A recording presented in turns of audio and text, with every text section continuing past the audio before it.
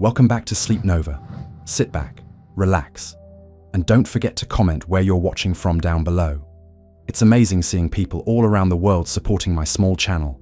Now, enjoy the show. A lone human body drifts in the silent darkness, high above the blue curve of Earth. Eyes wide, heart calm, they float effortlessly, suspended between the radiant planet below and the endless stars above. The only sound is their own breath, a gentle rhythm in the vacuum of space. Below, a fragile swirl of whites, blues, and browns, the Earth glows against the black cosmic sea. In this weightless moment, time itself seems to pause. There is only the rise and fall of breathing, the steady beating of a heart, and the profound sight of home hovering in the distance. In this quiet ballet of body and cosmos, a sense of both awe and belonging washes over them. They extend a hand, as if to touch the curved horizon of Earth far beneath.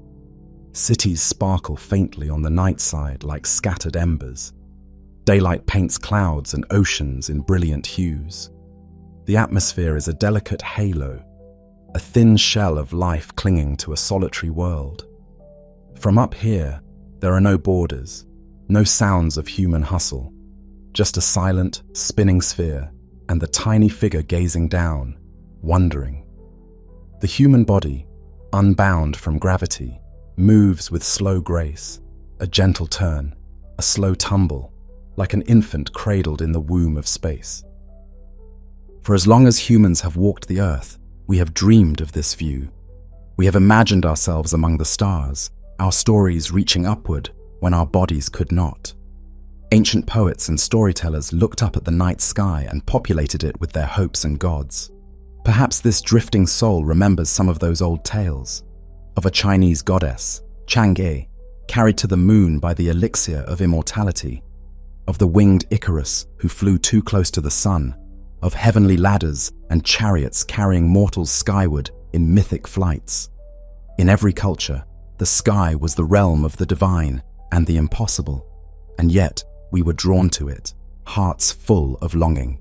Now here, floating above Earth, myth becomes tangible truth.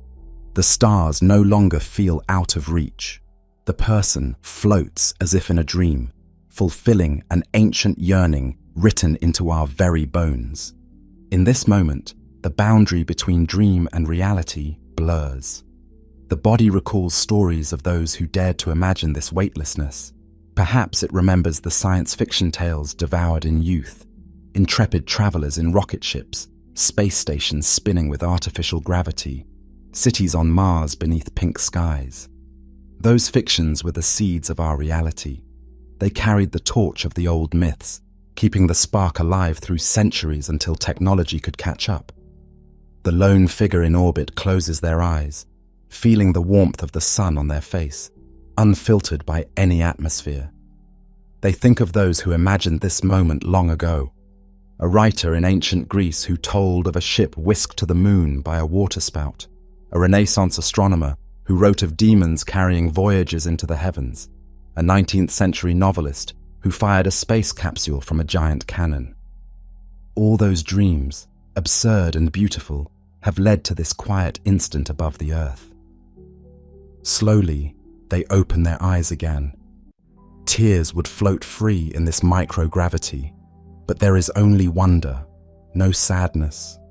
Below, Earth turns, and with it turn the ages of human history that led us here. How many generations looked up at the moon and stars with longing? How many nights on the plains or in ancient cities did our ancestors whisper stories about living in the sky? It was a collective dream shared across cultures and time, a dream that one day, somehow, we might slip the surly bonds of Earth and make our home among those lights in the night. And now the dreamer is awake in the heavens. The human body in space is real, fragile, miraculous. As they take it all in, the silent symphony of Earth and stars, a thought arises, gentle but persistent. Can we live in outer space? Floating above the only home we've ever known, The question feels both urgent and natural. The body drifts on, turning slowly end over end, and the Earthrise in their visor reflects the dawn of a new idea. Perhaps our home is not just that distant blue sphere, but also the space around it, the moon, the planets, and even the stars beyond.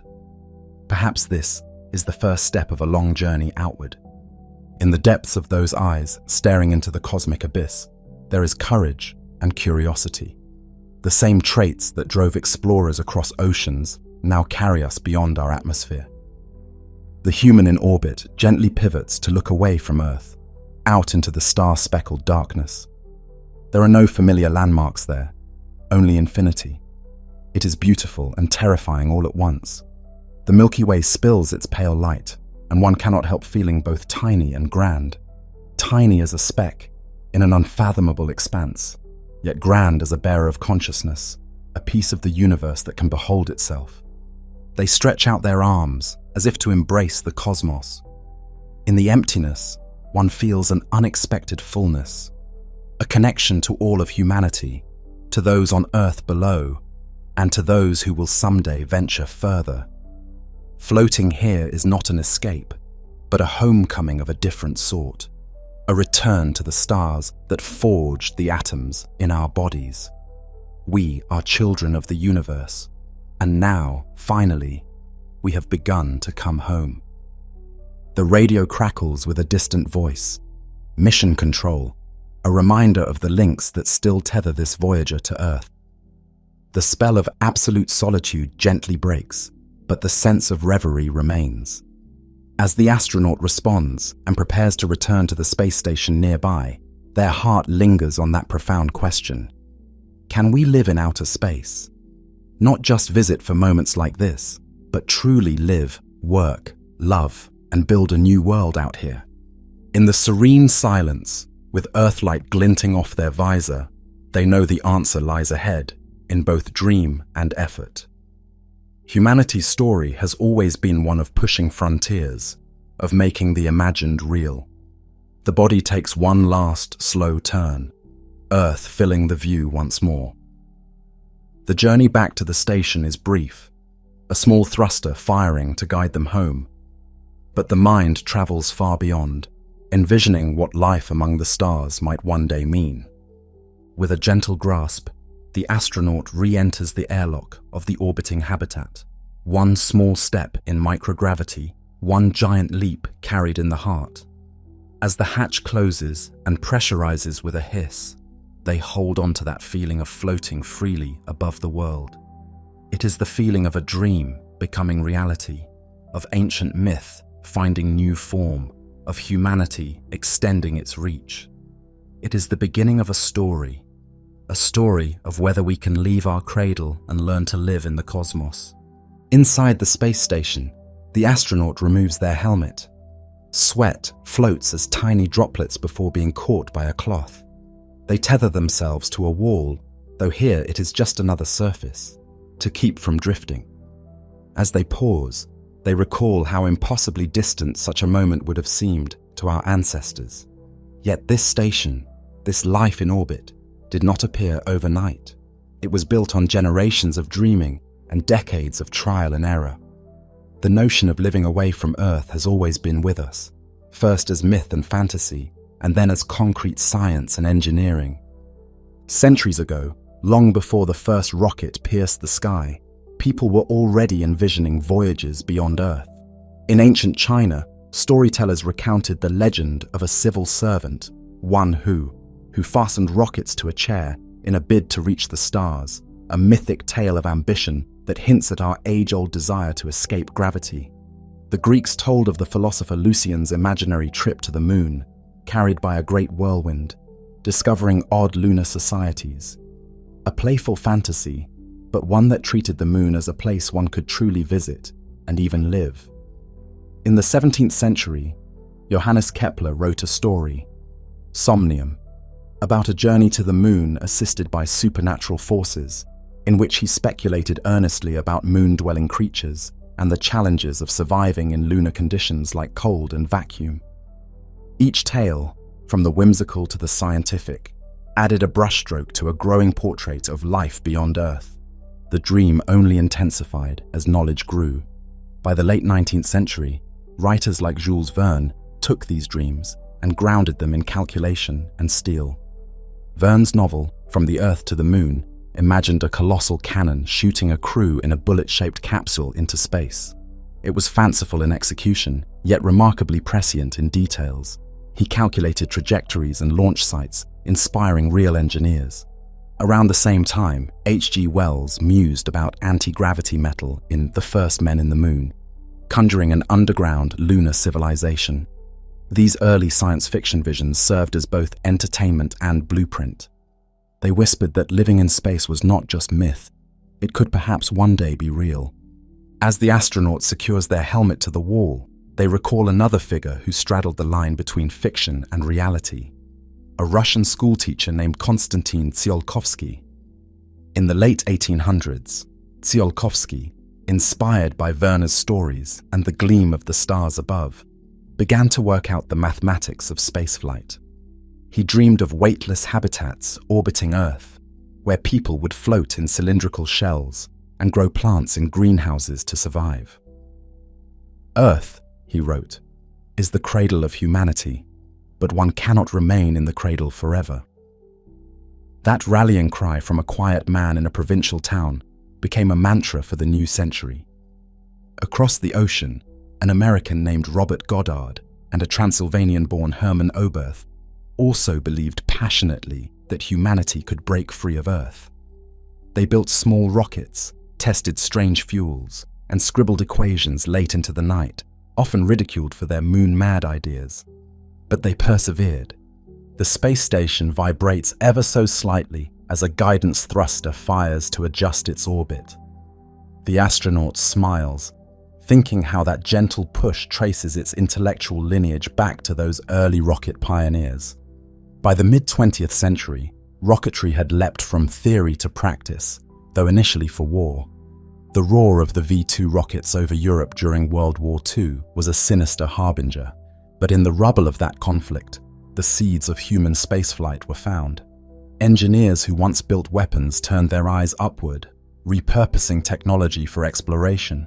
In a single generation, humanity vaulted from dreaming about spaceflight to actually riding fire into the heavens. It happened on a spring day in 1961. A Russian named Yuri Gagarin squeezed into a tiny spherical capsule atop a towering rocket. With a thunderous launch, he became the first human to leave the Earth's embrace, orbiting the planet in 108 minutes.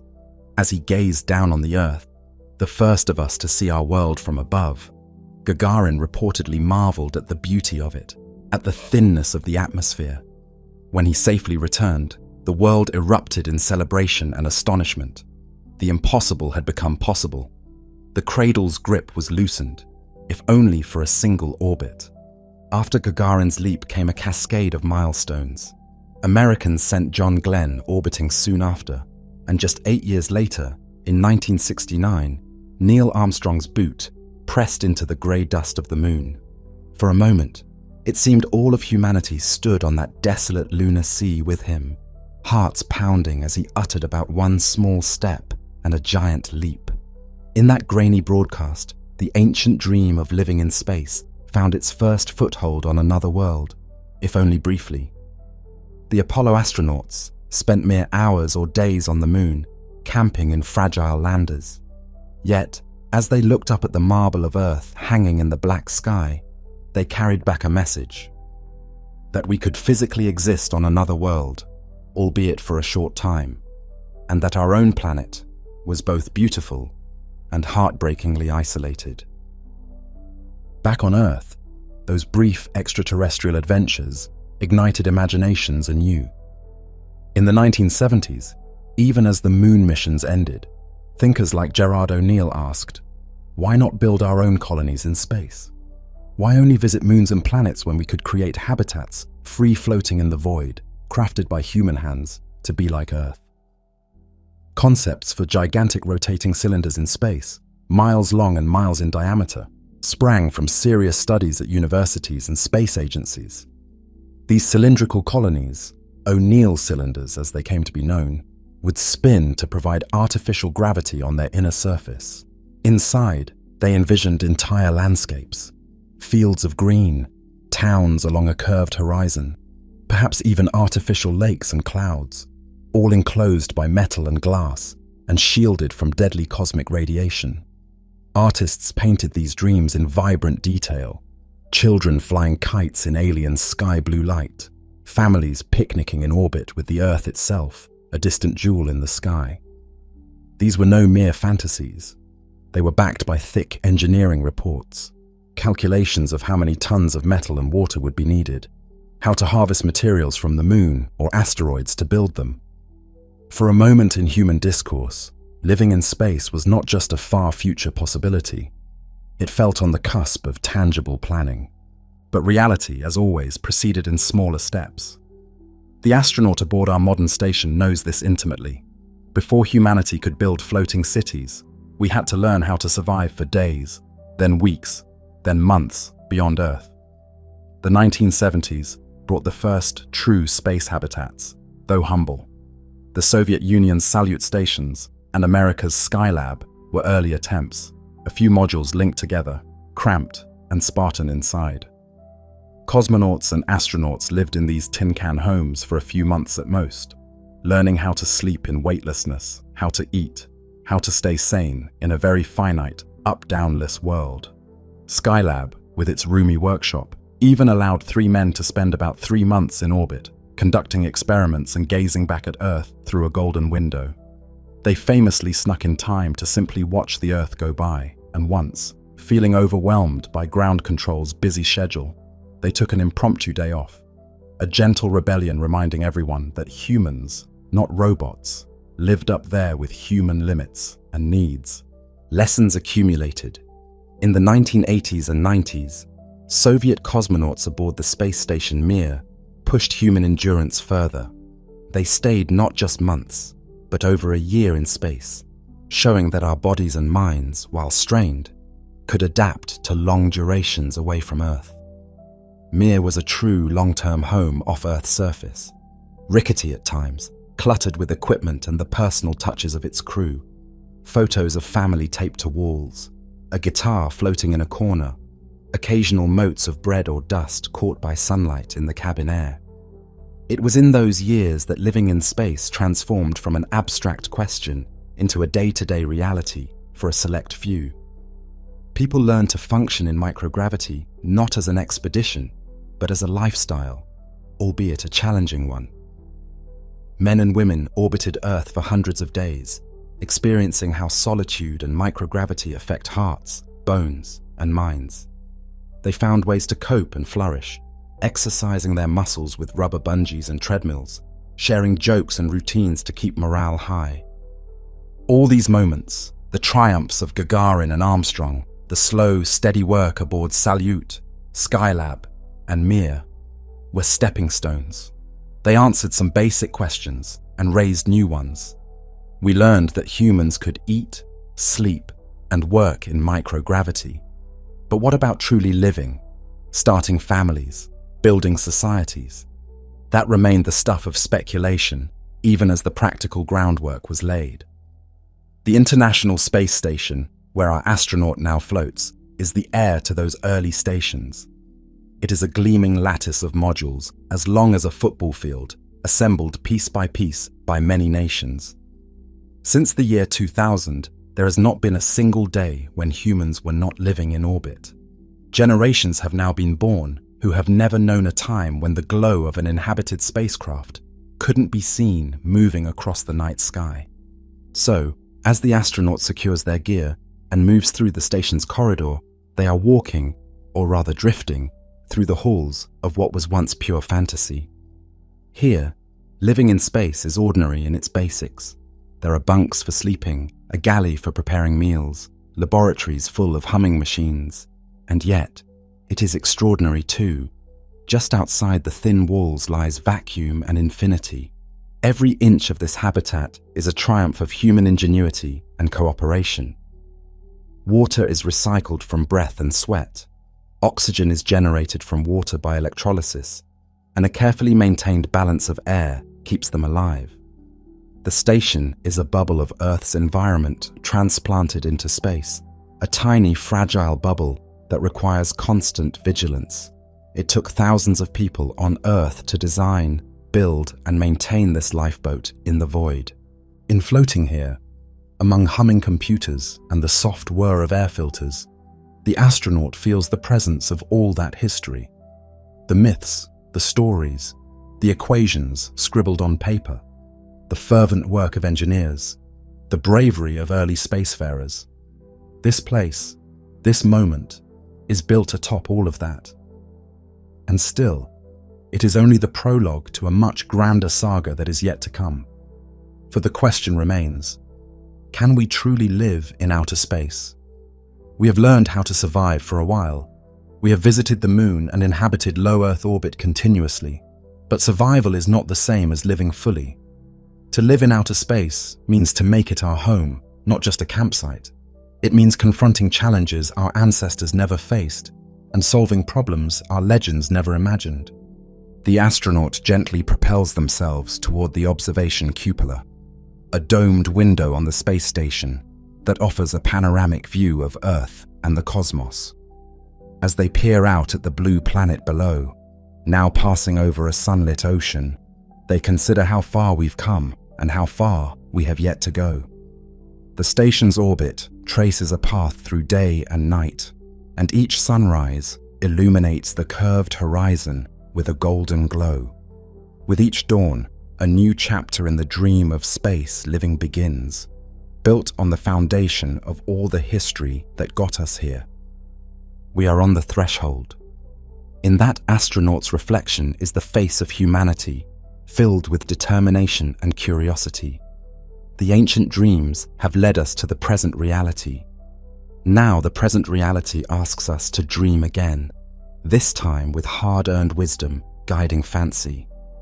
The journey to truly live in space is underway, and it carries all of our past with it, mythic heroes and real ones, propelling us toward the future.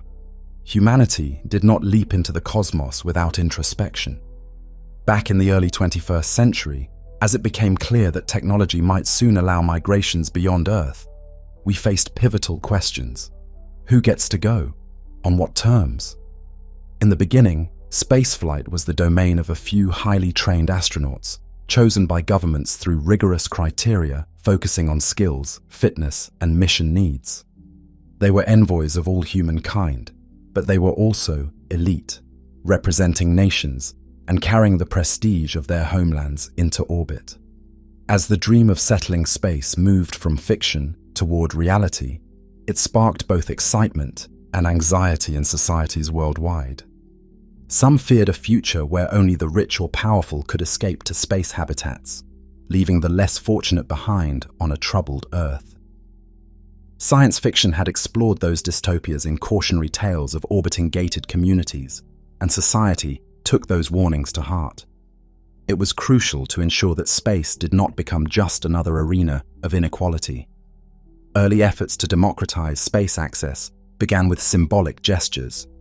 An international teacher in space, artists sent to the space station to share the experience through creativity, a contest sending a teenager's science experiment to orbit. When private citizens, space tourists, started visiting the International Space Station, it opened a new chapter. They were wealthy adventurers, yes, but their very presence signaled that space was slowly opening beyond career astronauts. Over time, companies emerged promising to take people to orbit or the moon if they could afford a ticket, much as commercial airlines had done for air travel. Prices were astronomical at first, but tended downward. A new question arose. Should there be subsidies or lotteries to ensure not only millionaires could go? Some governments indeed began sponsoring seats for teachers, poets, or everyman citizen astronauts, emphasizing that space is for everyone. When plans for the first Mars colony were announced, the application process was broadcast globally.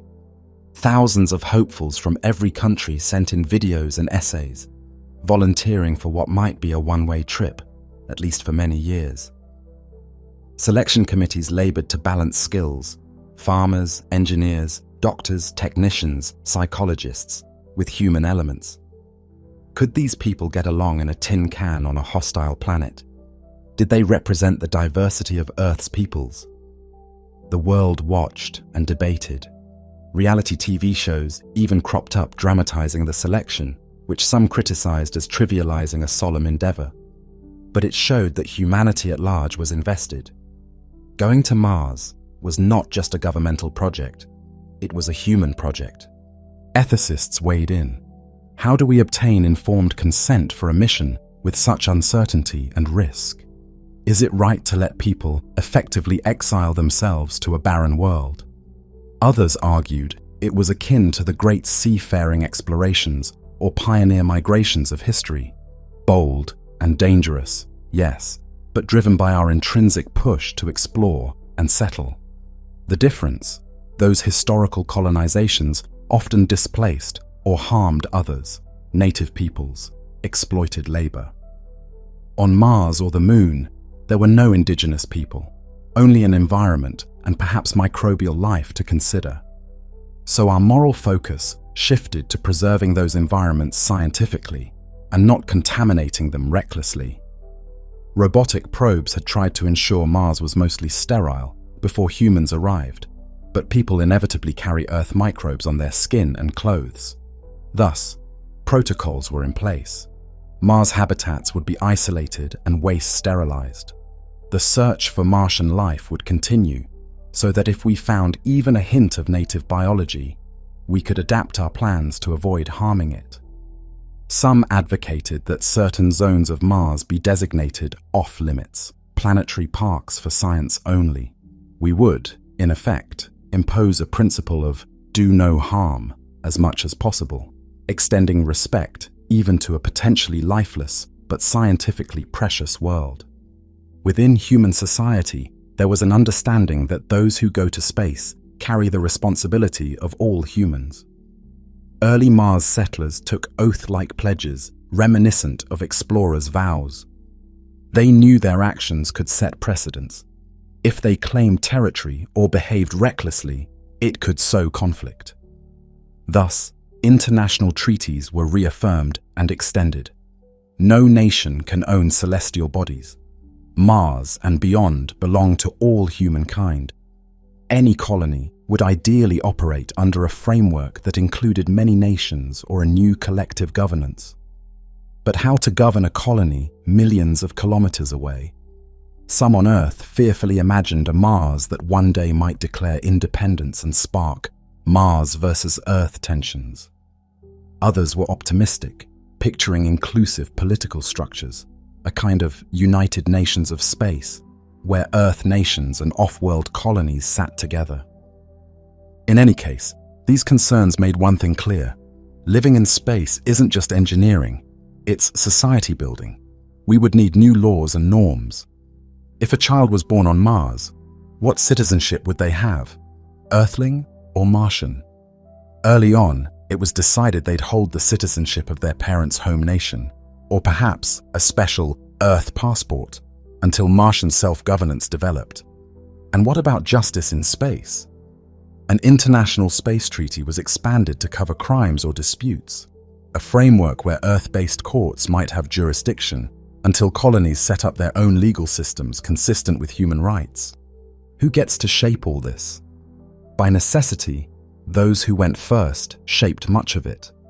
Their successes or failures would influence public opinion and policy. Early Mars crews and space habitat residents made a point of broad transparency, broadcasting their daily lives, the joys and struggles, back to Earth. This open diary of colonization helped Earth's public feel invested and included, not left behind. It wasn't us and them, but rather we are doing this together, step by step.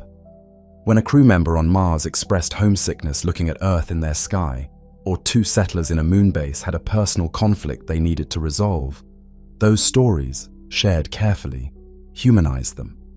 People on Earth realized these pioneers were not superheroes or distant gods. They were people, fallible, relatable, courageous people, just in a very novel situation. The ethics of selection gradually gave way to the ethics of integration. As people began living off Earth for longer, how would they remain part of humanity's shared culture? The lines of communication, education, and art became crucial. Earth institutions began to include off-world history in curricula as soon as colonies formed. A child on Earth might learn about the first Martian colony the way they learned about ancient Rome, taking pride in it as part of human heritage. Meanwhile, children on Mars or the Moon studied Earth's cultures and languages deeply, knowing that is where humanity grew from. There was a deliberate effort to prevent an us versus them mentality from forming. Still, differences emerged with time and new questions. If a Mars-born person found Earth's gravity too heavy to live comfortably, would they be considered disabled on Earth or simply adapted to Mars? If an orbital habitat chose a novel form of government, say, a direct digital democracy in their small community, would Earth nations recognize it? As human society diversified into different gravities and environments, tolerance and pluralism had to expand as well. We had to accept that human could encompass someone who's never felt 1G, or whose calendar was 24.6 hours long, or whose night sky lacked a moon but featured the rings of Saturn. In those early shaping years, deciding who got to live in outer space and under what rules was guided by something profound, a sense that in space, we must represent the best of us. Perhaps that was optimistic, but it was a self-fulfilling aspiration.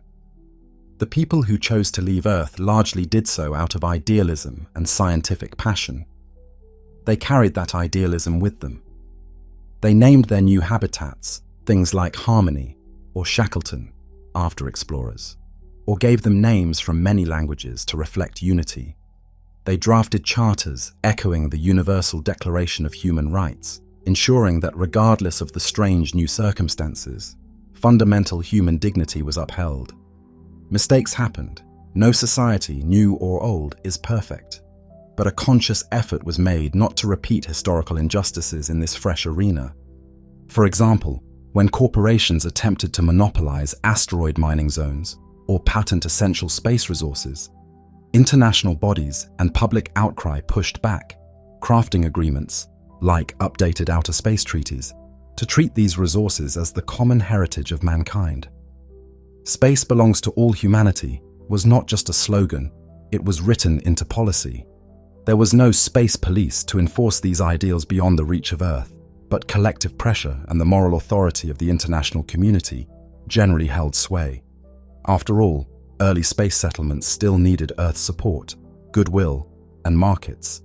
Going rogue was not in their interest. Thus, through fits and starts, humanity navigated the ethical landscape of becoming multiplanetary. The story of who lived in outer space became, ultimately, a story of all of us. In time, millions might live off-world, but in those first few decades it was dozens, then hundreds, then thousands. Each one of them was aware they were a representative. When the first baby was born on the Moon, the parents allowed a short live transmission of the child's first cry. People around the globe cheered and wept in unison. It was as if a member of every family had been born out there. When the first Martian settlement held a vote to elect a local council, Earth media broadcast it as a global event, democracy's first off-world election. Such moments were celebrated not as alien, but as extensions of human civilization. By the time orbital habitats and Mars cities were truly self-sustaining, the question, who gets to live in outer space, had evolved. It was no longer just about selection or privilege. It became about preparation and opportunity. Schools worldwide began to tell children that moving to space or another planet was a viable option in their future, something to aspire to, just like any career. What do you want to be when you grow up? Might now be answered by a child in Nairobi or New York with a Mars agronomist or an orbital architect. To make that real, scholarships and training programs emerged so that not only the wealthiest nations' citizens could go to space. Space agencies formed international astronaut corps for planetary missions, pulling talent from a broad pool. If space was to be humanity's new frontier, then humanity as a whole would have a stake in it. In parallel, those who ventured outward never forgot their roots. Most spacefarers developed an even stronger environmental ethic for Earth after seeing it from afar. Many who returned from assignments on Mars or the Moon became powerful advocates for protecting Earth's ecosystems, armed with tech they'd developed for closed-loop survival in space, efficient recyclers, indoor farming techniques that could help communities on Earth live more sustainably. Far from escaping Earth's problems, they often returned with fresh perspective to help solve them. Thus, the relationship became symbiotic. Earth nurtured space settlements with people, culture, and supplies. Space, in turn, gave Earth innovations, perspective, and hope. It wasn't always smooth. There were episodes of public doubt, moments of tragedy, an accident in space that claimed lives, prompting reflection on risk and purpose, and periodic criticisms that money spent on Mars could be better spent on earthly hunger or disease. But the momentum, once started, was hard to stop. The dream was too potent, the potential too great. In one telling episode, a private consortium announced plans to establish a luxury space resort only for the ultra-wealthy, essentially a gilded orbital refuge. The backlash was swift and fierce. Media and citizens alike condemned it as against the spirit of humanity's shared journey. The consortium rebranded the project, adding scientific facilities and opening some spots for researchers and students, making it not just a pleasure dome, but a part of the collective effort. The lesson: humanity would not embrace a future in which space was a lifeboat for the few or a playground of privilege. If we go to space to thrive, we go as a human family, messy, diverse, striving to be just. By the time the first multi-family habitats in orbit and the first Martian towns were thriving, the ethics of selection had transformed into something akin to immigration on Earth. There were requirements and processes, but the guiding principle was that anyone could aspire to go if they prepared and contributed. Perhaps a day will come when leaving Earth is as routine as moving to another country, motivated by jobs, adventure, or the simple desire for a different sky. If that day arrives, we will remember the ethos established when the Enterprise was fragile, that we are caretakers of each other, whether Earthborn or spaceborn, and that we owe each other empathy across the void. Those first brave souls in off-world colonies set the tone, one of cooperation, equality, and awe. They wrote in their journals about feeling like tenants of the solar system, all of us, and hoping their work would benefit everyone, not just themselves. One early Mars settler, standing under the pale pink Martian sky, said during an interview, "Mars is not a refuge or a fortress for a few. It's a new chapter for civilization. We're here to open the door for everyone else, whenever they're ready." It was a sentiment that resonated widely on Earth and became a guiding star in space policy. Now, looking back on those times from our vantage in the future, we see it wasn't perfect, but somehow we avoided the worst pitfalls. The question of who gets to live in outer space gradually shifted from the hands of a few gatekeepers to a more organic flow of migration. And as more people went, the line between us on Earth and them in space blurred. They stepped into the void, armed not only with technology, but with a mandate to uphold humanity's shared values in each new habitat. And so, as the first crews settled into their permanent spaceborne homes, they carried with them the hopes and principles of the whole Earth. We became one community spread across many places. With that unity in diversity, we carried forward into the following decades, ready to face the practical and philosophical challenges of actually building lives beyond our home world. Morning on the space station does not arrive with the sun. Sunrise and sunset happen every 45 minutes here, but by the schedule set in Houston and Moscow. The astronaut glances at their wristwatch. It's morning by agreement, though outside the window the Earth below is bathed in midday light. They float over to a small compartment, about the size of a telephone booth, which serves as their sleeping quarters. Inside, a sleeping bag is pinned to the wall. Last night, they drifted into slumber, zipped inside that bag, kept from free-floating by straps. In microgravity, there's no tossing and turning in bed. Every surface can be a bed if you let it. Some nights they simply tethered themselves and closed their eyes, letting their arms float upward in the simian hunch posture that bodies naturally take without gravity, almost like a fetus curled in amniotic fluid. It's oddly comfortable, sleeping as if back in the womb of weightlessness. Emerging from the sleeping bag, the astronaut performs a familiar dance with morning hygiene. There is no running water. A blob of water squeezed from a pouch hovers in the air until caught on a washcloth. They rub it over their face and scalp. No rinse shampoo helps keep their short-cropped hair clean. An electric razor floats at hand, but shaving must be done carefully near an air vent that can suck in the clippings, lest tiny hairs wander into instruments or lungs. There's no shower to stand under. One couldn't even stand, and water would spray in every direction. Instead, cleanliness is maintained through sponge baths with wet towels. It's a reminder that even the simplest Earth routines must be reinvented out here. Dressed in a fresh shirt and pants, clothes are worn a few days, then packed away as trash to be incinerated on re-entry. Since washing machines are a luxury for another time, the astronaut makes their way to the galley for breakfast. Breakfast might be scrambled eggs, in powdered form, revived with a squirt of water, or perhaps a pouch of yogurt and dried fruit. Food in space is a careful affair. Every morsel must be contained. In front of them, they velcro their meal packet to the table so it doesn't drift. Using a small utensil, which sticks magnetically to the tray between bites, they savor the food. It's not gourmet, but the engineers have come a long way from the paste in tubes that early cosmonauts endured. There are dozens of menu items now: thermostabilized stews, freeze-dried fruits, even occasional treats like a radiated smoked turkey or a brownie for dessert. Still, something is different. Microgravity has caused fluid to shift upward in their body, subtly congesting their sinuses as if with a mild cold. With a stuffy head, taste is blunted. Many astronauts crave hot sauce or strong spices to lend zing to these meals. A beloved item on the station is a bottle of pepper sauce.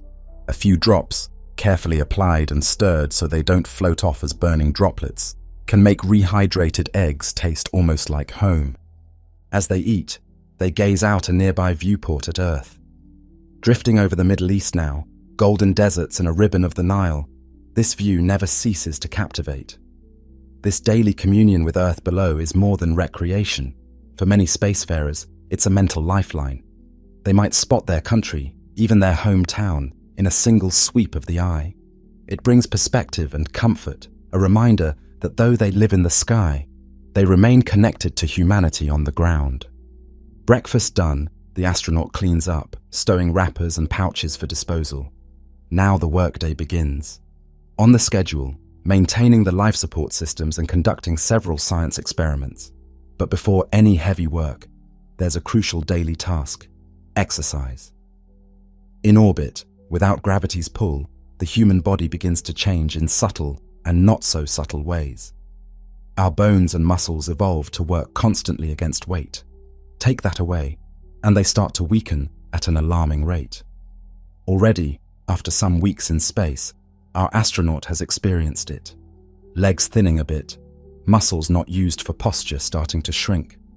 Without intervention, an astronaut can lose as much as 1% of their bone density per month, a rate of loss that would be the envy of osteoporosis on Earth, and their muscles, especially in the legs and back, can atrophy just as quickly. So each day, they dedicate about 2 hours to vigorous exercise. The astronaut moves to a corner of the station where a strange-looking treadmill is mounted on the wall, though in microgravity, wall and floor mean little. They buckle into a harness that straps them to the treadmill with elastic bands. Otherwise, they would float away with each step. Once secured, they begin to run. It feels at first like running with a heavy backpack, necessary to simulate the feeling of weight on their feet. Around them, Equipment rattles softly with each footfall on the moving belt, a drumbeat in the quiet station. Despite the inconvenience, the astronaut welcomes the exertion. Their heart pumps faster, their muscles strain and sweat, and for a moment, they feel almost normal, almost back on Earth jogging in a park. Yet a drop of sweat breaks free from their brow and floats before their eyes, a glittering reminder that this is not Earth. They catch it with a towel and continue. After cardiovascular exercise, they switch to the resistance machine, a marvel of engineering called ARED, Advanced Resistive Exercise Device. It mimics weightlifting through vacuum cylinders that provide adjustable resistance. Here, they lift weights to keep upper body and core muscles strong. They do squats and deadlifts of a sort, the device pulling against them as they push. The strain on muscles feels satisfying. This routine will, with luck, ensure that when they return to Earth's gravity one day, they won't collapse under their own weight. Without these measures, returning astronauts could struggle to walk or stand as their reconditioned bodies re-encounter gravity. Even with diligent workouts, many astronauts still need help standing when they first land. Muscles tremble and blood pressure can drop, causing dizziness until their cardiovascular system readapts. Exercise also helps in other ways. It gets the blood flowing, mitigating the fluid shifts that cause puffy faces and skinny bird legs. In microgravity, without gravity drawing fluids down, blood and water in the body move upward. Faces swell slightly. Sometimes, astronauts look like they have a constant mild sinus congestion, while their legs, not bearing weight, lose fluid and slim down. They joke about the puffy head, bird legs syndrome. But behind the joke is a real concern. That upward fluid shift can increase pressure inside the skull and on the back of the eyes. Some astronauts, especially on long missions, have experienced changes in their vision, flattened eyeballs and swollen optic nerves, a condition being studied closely. Doctors call it spaceflight-associated neuroocular syndrome, and it's one of many puzzles we must solve for longer space living.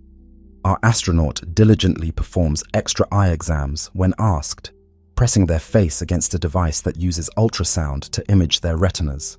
They know that the very shape of their eyes might be altered by this weightless life. With exercise done, they towel off and float to the next task. A science experiment awaits, growing little plants in a microgravity greenhouse. They open a small chamber where delicate sprouts of lettuce are thriving under pink LED lights. Tended carefully, these greens will be part of the crew's diet in a few weeks. A welcome crunch of fresh salad amid packaged foods. More importantly, they are a test of sustaining life off Earth. The astronaut injects water into the roots and checks sensors. The sight of the tiny leaves brings a smile. Even a bit of green, a bit of life from soil, profoundly lifts the sterile mechanical atmosphere of the station. It reminds them of a garden on Earth, and for a moment, the station feels more homely. This quiet interlude with the plants is broken by an alarm, just a scheduled reminder for a medical check. It's time to collect a blood sample for a study on how the immune system behaves in space. Microgravity affects nearly every bodily system. The immune system can get a bit confused. Some astronauts find latent viruses like shingles reactivating under the stress and altered physiology of spaceflight. Blood and saliva samples help scientists track these changes. With practiced efficiency, the astronaut draws a vial of their own blood, labels it, and stores it in a freezer that will keep it for return to Earth analysis. They make a log entry on a computer describing how they feel today. Mood and cognition are also under the microscope. Spacefarers often report a certain euphoria at first, the so-called overview effect of seeing Earth as one unified entity can fill one with unexpected peace and planetary love. But beyond that, as days turn to weeks, they experience the full spectrum of human emotion. There are days of excitement, days of monotony, moments of irritation or longing for home, bursts of camaraderie and laughter with crewmates, and quiet periods of introspection staring out the window. They might joke over dinner and music one night, and the next quietly miss the feeling of wind and rain on their face. In the close quarters of the station, about the internal volume of a large house, but much of that filled with equipment, privacy is scarce. Each crew member has their little sleeping nook, but otherwise they are almost always within earshot of each other. Minor conflicts can arise.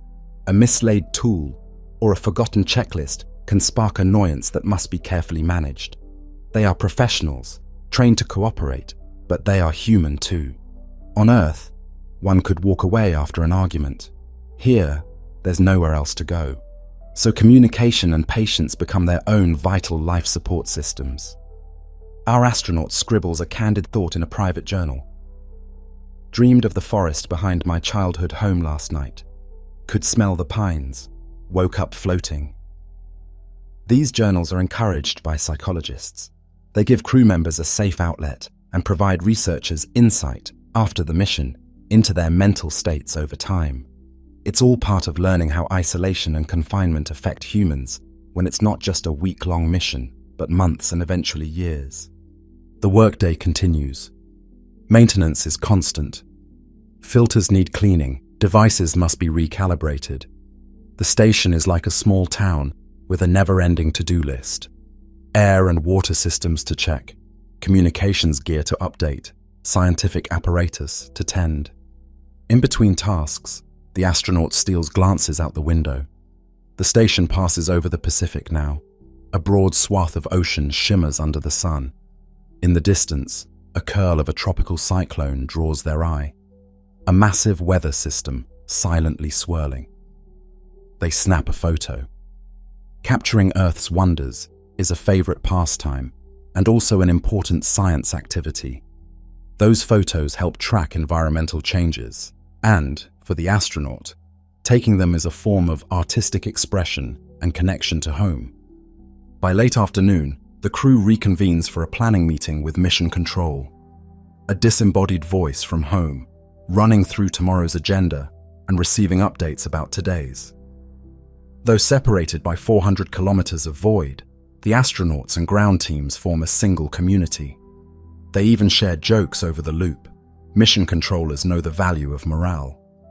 One controller reads up a bit of news from Earth. A major sports finals result. A popular song topping the charts. A holiday message from a school. These little things mean the world to those off the world. It is a reminder that life on Earth flows on, and they are still part of it in spirit. Evening comes. Again, only by the clock. Since out the window, one might see the sun dipping toward a horizon and then rising again in a span of an hour and a half. The crew gathers for dinner. They drift around a makeshift table, securing their food packets with Velcro. Tonight, it's something resembling stew and rice, with peach cobbler for dessert, a special treat sent up in a cargo ship. They clink their plastic water pouches in a toast. To another successful day in space, someone quips. Laughter fills the module, echoes soft against the metallic walls. This simple camaraderie is as vital as oxygen. They share stories. Perhaps an old astronaut recounts a tale of Mir or the space shuttle days. A younger crewmate might talk about their children back home, drawing a picture of Mummy floating in space. After dinner, they indulge in a rare pleasure: music. One crew member brings out a guitar that has been aboard the station for years, strumming it in the air. The acoustics in the cramped node are surprisingly good. Our astronaut closes their eyes and listens as a familiar melody, perhaps a rendition of Space Oddity or a favorite classical piece, reverberates through the station. In microgravity, the notes hang and gently fade without the weight of gravity to dampen the instrument. It's a gentle concert for 6 souls drifting above the Earth. Some quietly hum or sing along. Others tap their feet against a handrail in time, or they would if feet stayed on the floor. For a moment, they could be in a living room on Earth, friends enjoying music after a day's work. But the view, the view from the cupola, betrays their extraordinary locale. The Earth at night, with city lights twinkling like constellations of their own, sweeps past under a veil of atmospheric glow. Stars beyond shine cold and steady, with no twinkle here without air, a bed of diamonds on black velvet. As the music winds down, each person drifts to their own evening ritual. One might call their family via an IP phone link, speaking to a spouse or child, the signal bouncing through satellites to bridge Earth and sky. The time delay is negligible at this low orbit, making the conversation feel almost normal, except for the odd remark like, "I saw a beautiful sunrise an hour ago," while family replies, "But it's still afternoon here." Another astronaut might watch a movie on a laptop, floating in their sleeping quarters, a bit of escapism that momentarily transports them to a gravity-bound world through fiction. Our astronaut decides to write an email or two, one to an old friend, describing the thrill of seeing lightning storms from above, another to mission planners, with a suggestion about improving the plant watering system. They know that to truly live in space one day, the little things will matter. The ergonomics of a zero-G watering can, the recipe for a crumb-free bread that doesn't make a mess. Astronauts prefer tortillas for this reason. Life out here is a mosaic of such details, each addressed through trial and experience. Finally, it's time for bed. They retreat to the sleeping nook, where a small photograph of their family is velcroed to the wall next to a plush toy floating as a tiny guardian. As they zip into the sleeping bag, they feel the day's experiences gently replaying in mind, the effort of exercise, the wonder of the Earth's panorama, the quiet pride in another day off Earth. They know their calcium supplements and workouts will help keep their bones strong, that the filtered air they breathe is keeping them alive, that countless systems hum in the background to simulate an Earth-like bubble. It's a delicate equilibrium. Earlier, they had to replace a CO2 scrubber canister because carbon dioxide was creeping up. Removing CO2 is literally a matter of life or death in an enclosed habitat. Such tasks become routine here, as crucial as refilling a car's gas tank on Earth. In their mind, they ponder the facts of their own body. Their heart has gotten a bit lazy in microgravity, not pumping blood uphill as it once did. It may have shrunk slightly in muscle mass over the mission. Their bones in the lower body are shedding calcium, some of which ends up in their urine, hence the risk of kidney stones, mitigated by staying hydrated and taking potassium citrate. They recall being part of an experiment where ultrasound tracked how the spine's vertebrae separate slightly in microgravity, making them a few centimeters taller temporarily, but often giving them backaches from stretched ligaments. These are all pieces of the new normal for humans in space. None of it has been insurmountable so far, but as we contemplate living years, perhaps lifetimes, off Earth, these issues loom large. We would need artificial gravity or other innovations if humans are to live and raise children beyond Earth for generations. Our bodies, as they are now, are tuned for Earth's pull. With a chuckle, the astronaut remembers a line from training. In space, even your tears won't fall. Crying in microgravity leads to teardrops clinging to the eyes in stinging globules until wiped away. Anger, joy, sorrow, all take on new dimension when expressed in an alien environment. They haven't cried up here yet, though some nights they have felt a deep longing when thinking of loved ones. But those tears, if they came, would remind them that living out here means redefining even the most human of acts. They dim the lights of their compartment. Outside, another orbital night has begun. The station moves into Earth's shadow, and the cabin windows show an incredible starscape with no sunlight to outshine it. From the sleeping compartment, our astronaut can't see that view, but they know it's there. They whisper softly to themselves a good night to Earth, and a good night to the universe beyond the thin walls.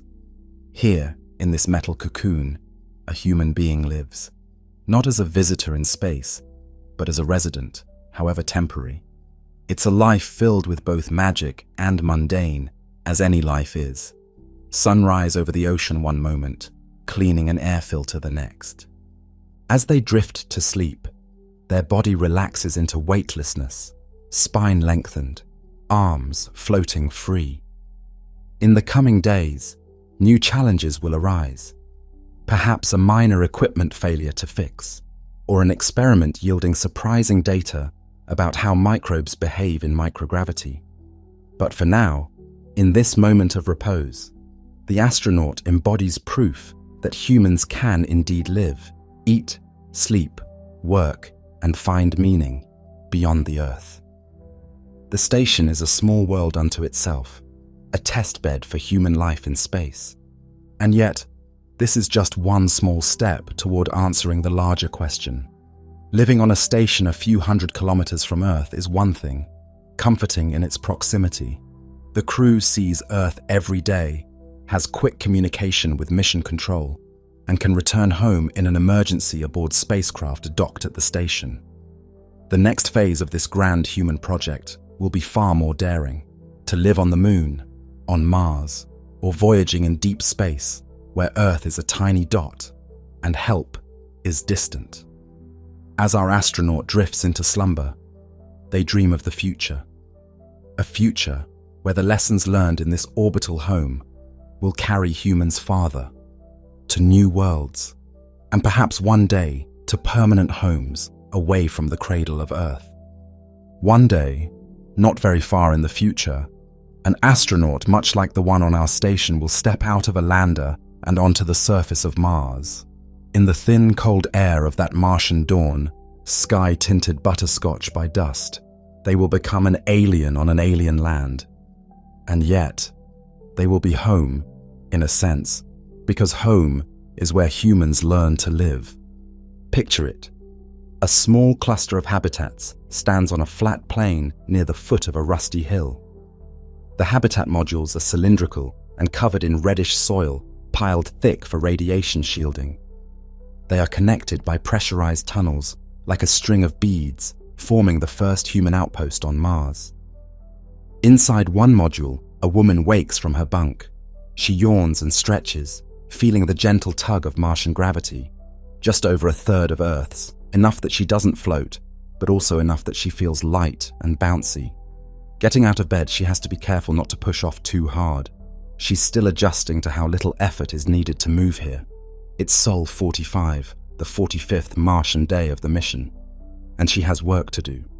She dresses in a simple jumpsuit and slippers with Velcro, so her feet can grip the metal floors. The lights have come on automatically to simulate an Earth-like day-night cycle, but she knows outside the sun has risen as well. The HAB's life support systems murmur in the background, fans circulating air, pumps moving water. They are her lifeline. Here, if a filter clogs or a circuit fails, it must be fixed swiftly. There is no backup atmosphere outside, only a wayfish CO2-rich air at barely 1% of Earth's pressure. She checks a tablet that shows environmental readouts. Oxygen level normal, CO2 scrubbers nominal, water reserves 85%. Some lost to a small leak last week, but they patched it. Radiation levels are within safe bounds for now, thanks to storm shelters and the soil on the walls. All good for the moment. She floats a moment. Well, not floats, but feels almost as if she could. In Mars's weak gravity, everything is easier to lift. Her own body feels both strong and fragile. Over weeks, her muscles have had to learn a new gait and new exertions. She doesn't feel the constant downward pull she grew up with, and sometimes her inner ear still gets confused, especially when she moves her head too fast. But day by day, she's adapting, becoming a creature of Mars. In the adjacent module, 2 colleagues are already up and about. One is firing up a small stove to warm breakfast, oatmeal made from grain they brought, rehydrated with precious water. On Mars, every drop of water is as valuable as gold. They extract some from the soil and ice and recycle every drop of urine and condensation. Nothing can be wasted if they hope to become self-sufficient. The other colleague is checking on their greenhouse, a bubble-like structure attached to the habitat. Inside, under LED lights, leafy greens and radishes grow in hydroponic trays. The sight of vibrant green plants against the backdrop of red Martian soil through a window is surreal and comforting. Those plants are not just food, they are companions, little living pieces of Earth contributing oxygen and moisture to the habitat and sanity to the crew. After breakfast, the woman suits up for an EVA, extravehicular activity, going outside into the Martian environment.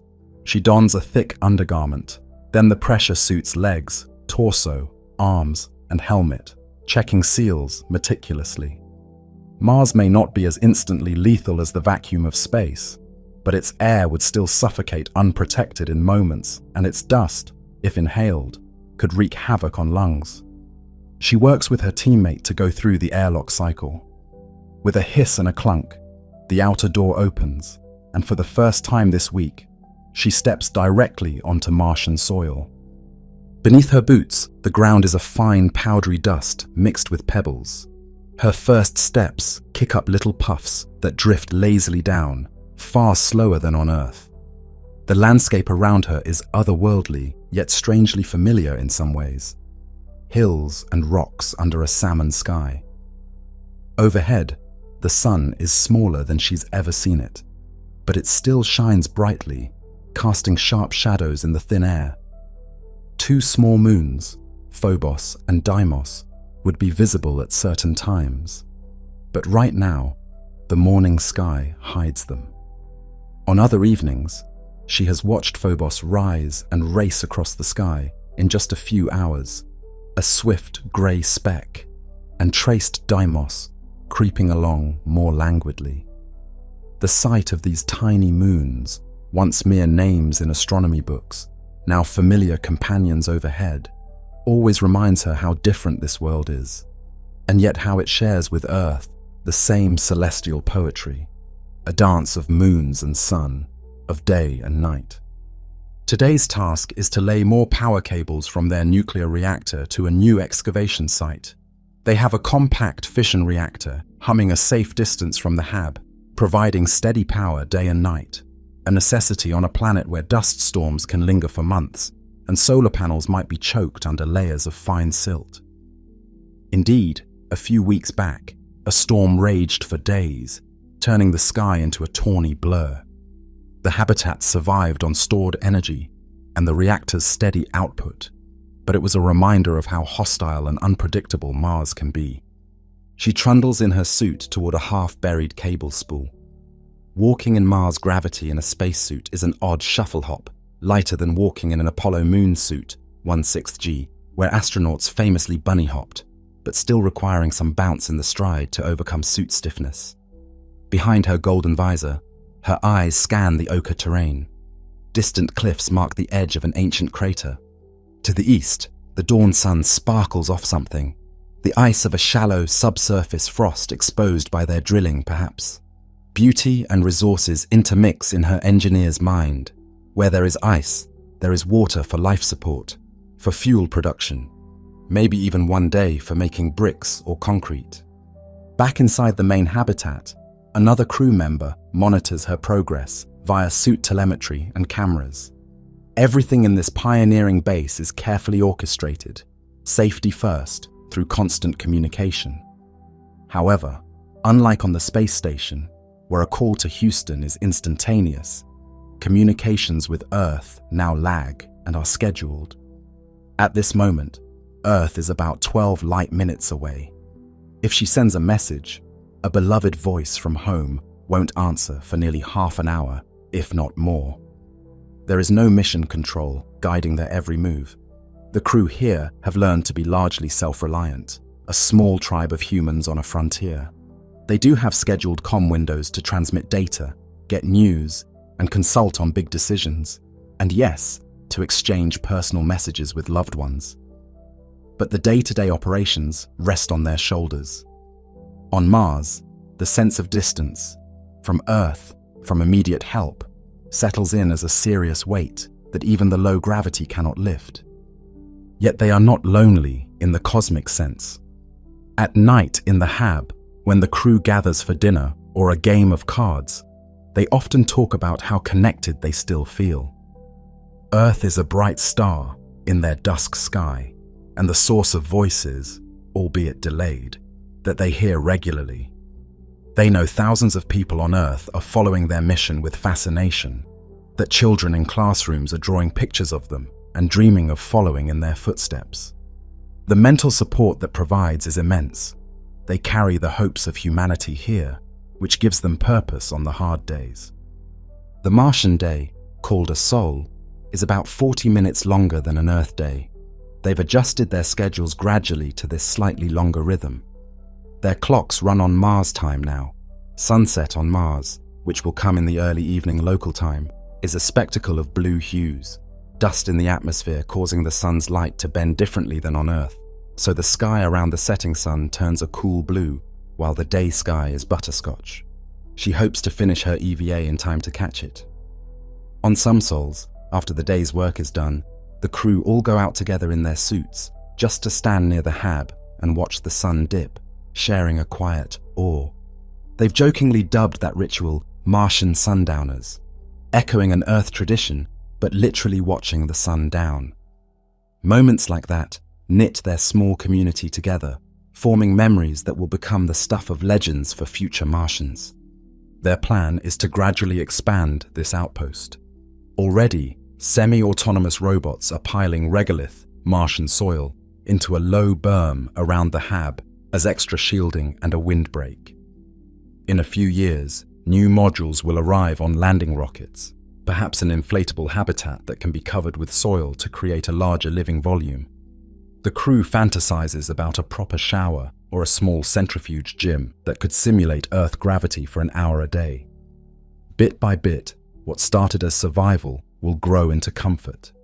They may carve out a proper dining room or an observation cupola with thick glass to gaze at the Martian landscape without a visor in the way. Mars will change them.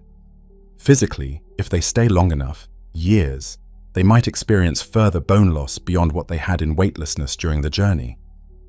But Mars offers something the journey and station did not: partial gravity, which may be enough to keep some bodily systems functioning more normally. Only time and research will tell.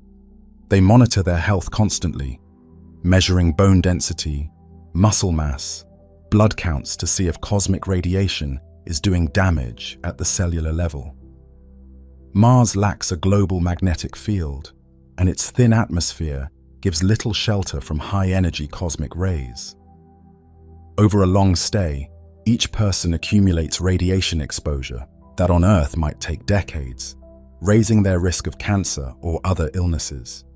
Their habitats have water tanks and supply crates lined around sleeping areas to shield them, and there's a storm shelter, a heavily shielded closet, to cram into during solar flares when radiation spikes.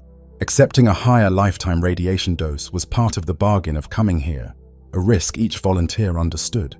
Despite the hardships, they also feel the exhilaration of true exploration.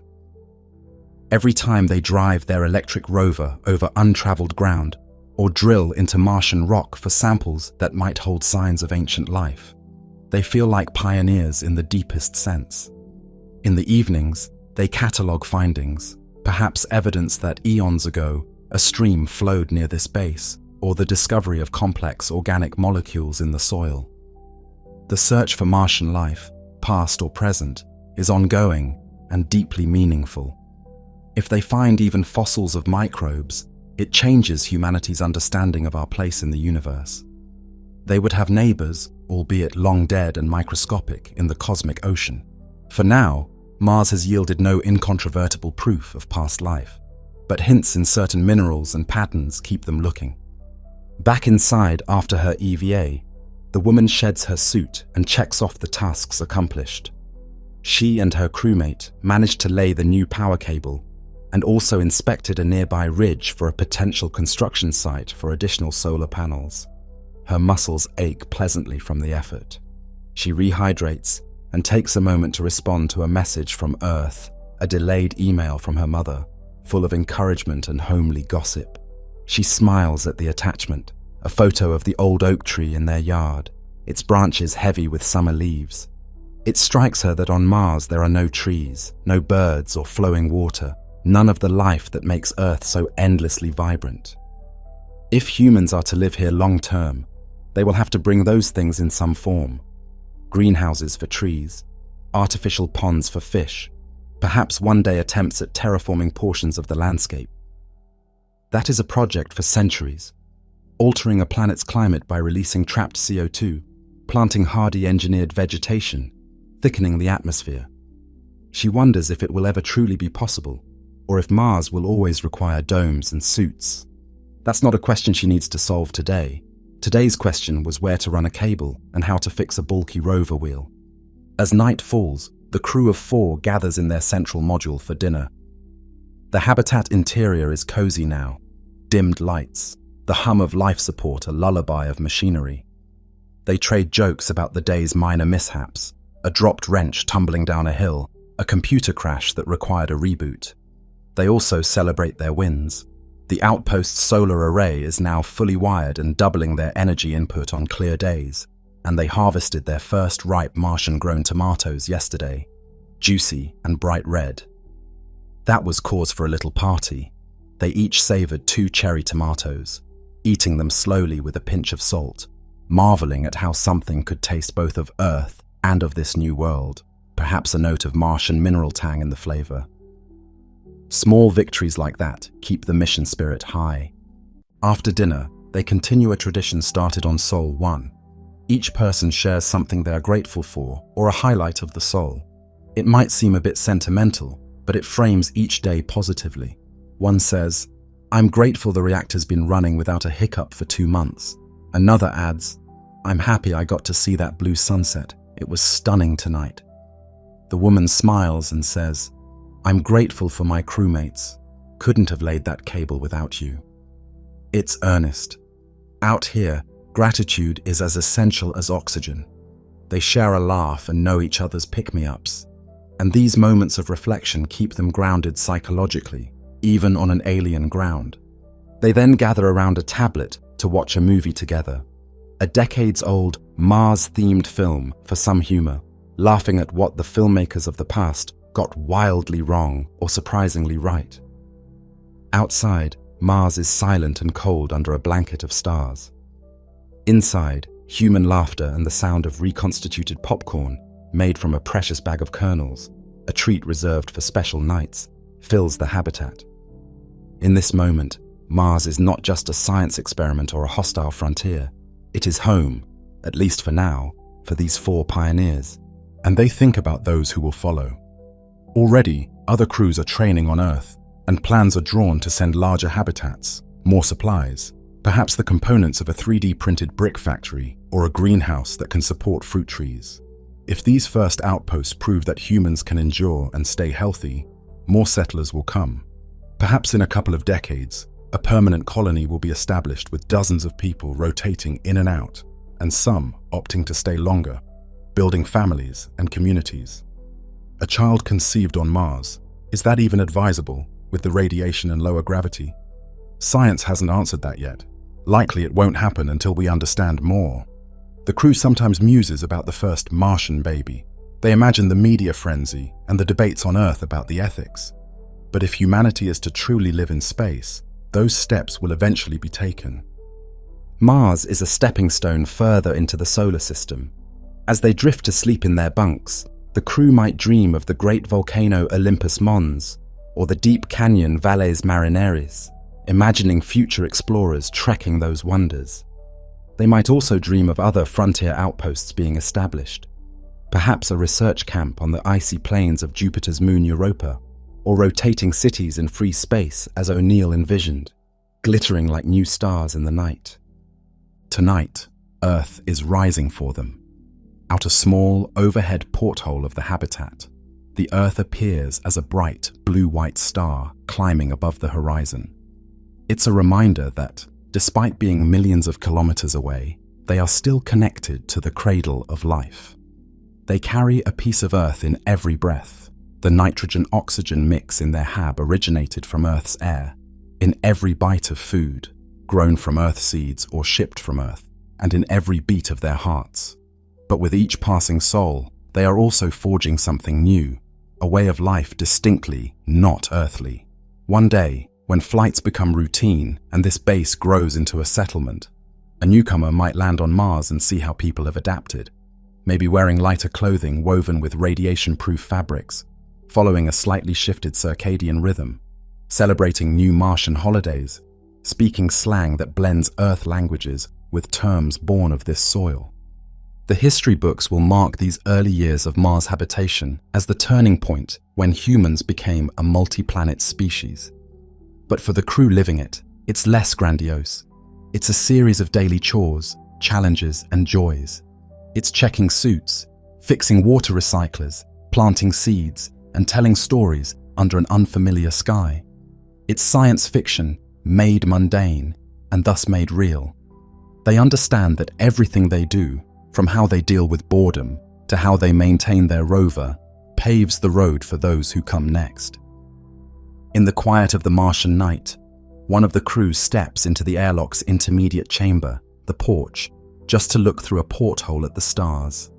The Milky Way's band is visible here with stunning clarity, unmarred by any city lights or even much atmosphere. It strikes her, all that we have done, from living on a space station to planting our flag on the moon to now building a haven on Mars, is but the opening chapter of a much larger tale. The universe is vast, yet here on this red planet we stand, proof that humanity can step into that vastness and hold our own. She presses her gloved hand against the glass, as if reaching toward those stars.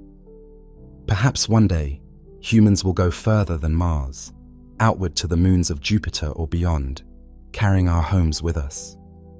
It sounds like fantasy, but so once did the scene outside her window, an earthling gazing up at the cosmos from the surface of Mars.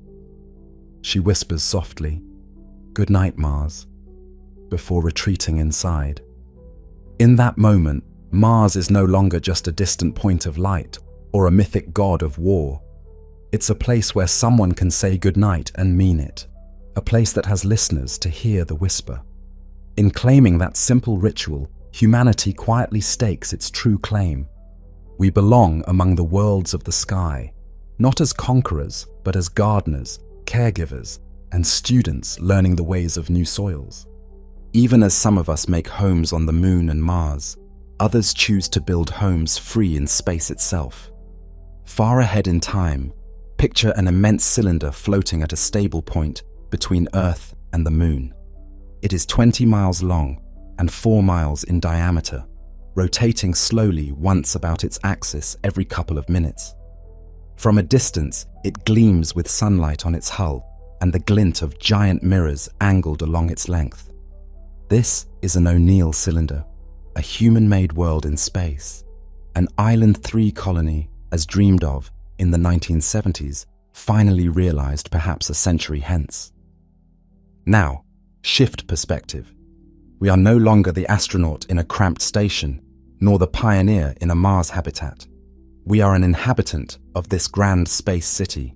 We stand on a grassy hillside under a warm afternoon sun. Yet that sun is not a fiery ball fixed in a blue sky. It's coming from a mirror overhead, reflecting light from outside into the cylinder. We look up, and instead of blue sky fading to a horizon, we see the landscape curving up and over into the sky itself.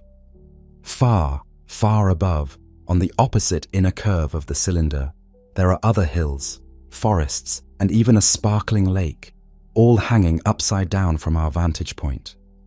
It is disorienting at first, but in this world, up is relative. The centrifugal force of the rotating habitat creates an artificial gravity, pulling everyone and everything toward the inner surface. The people living here walk on the inner skin of a giant spinning can, and what's above their heads is not air. Air fills the cylinder, held by its sealed shell, but the terrain on the other side of their world. We walk along a path through a field of wildflowers. Bees are buzzing. Real bees, descendants of those brought from Earth to pollinate crops in the colonies' farms. Butterflies flit, and a small child runs past chasing one, laughter echoing. It smells like Earth here, rich soil, flowering trees, a hint of ocean breeze coming from a large saltwater reservoir that serves as a seaside for the colony's inhabitants. How did an ocean breeze get here? The engineers were clever. They built a mini sea connected to a lake stocked with fish and plankton, and giant fans circulate moist air to create a microclimate. There are even manufactured clouds drifting under the sky, really just the central axis of the cylinder, where weightlessness reigns and where condensation can form and hover.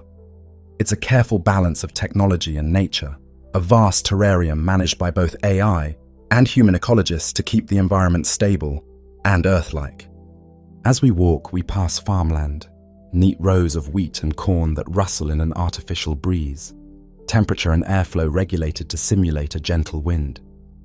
There are fruit orchards too, and we spot people on ladders picking apples and pears. They wave. Perhaps we know them, because in a community of a few 100,000, people still form tight neighborhoods. This cylinder essentially holds the population of a small city, but spread over an interior surface area of 500 square miles, partitioned into alternating bands of habitat land and window. Ah, the windows. Stretching along sections of the cylinder are enormous strips of transparent material. Through one such strip, we see the blackness of space and a sliver of Earth far away. But those strips are currently covered by mirrors angled to let in sunshine. The mirrors outside catch sunlight and direct it through these windows, simulating a day-night cycle as they tilt. Right now, the mirrors are fully open. A bright noon floods the habitat. Later, they will angle shallower, dimming the light to an orange dusk for a few hours, then close entirely to create night. During the night period, small lamps on the cylinder's central hub mimic the gentle glow of stars, so that residents still have the psychological comfort of a starry sky, though some of those stars are actually other habitats visible through the windows, or distant spacecraft moving like slow meteors. We stroll into a town. It looks charmingly familiar, a mix of architectural styles. Here, a pagoda-like community center with solar panels disguised in its ornate roof tiles. There, a cluster of homes with porches and gardens climbing the walls. One building has a mural painted on its side. It depicts the history of this colony's creation. Scenes of robot miners on an asteroid extracting metals, of huge space cranes assembling the cylinder in orbit, of the first families moving in and planting the first tree. That tree, a great oak, stands in the center of town now, its branches spread wide, casting dappled shade on a cobblestone square. Under the oak, a market is in progress. People of all ages browse stalls. One sells strawberries and melons grown in the colony. Another has handmade furniture crafted from colony-grown bamboo. There's music playing, a duo with a violin and a strange new instrument that produces electronic harmonies. The tune is lively. Children chase each other, bounding higher than they would on Earth, because here the gravity is set to about 0.9 g, enough to feel normal, but just a touch lighter to ease strain on the body and perhaps allow a bit more spring in the step. A teacher is leading a group of students through the market, perhaps on a field trip. We overhear her pointing out how the colony recycles everything. This plastic was once packaging that came from Earth and has been reused to make these garden pots, she says. The kids nod.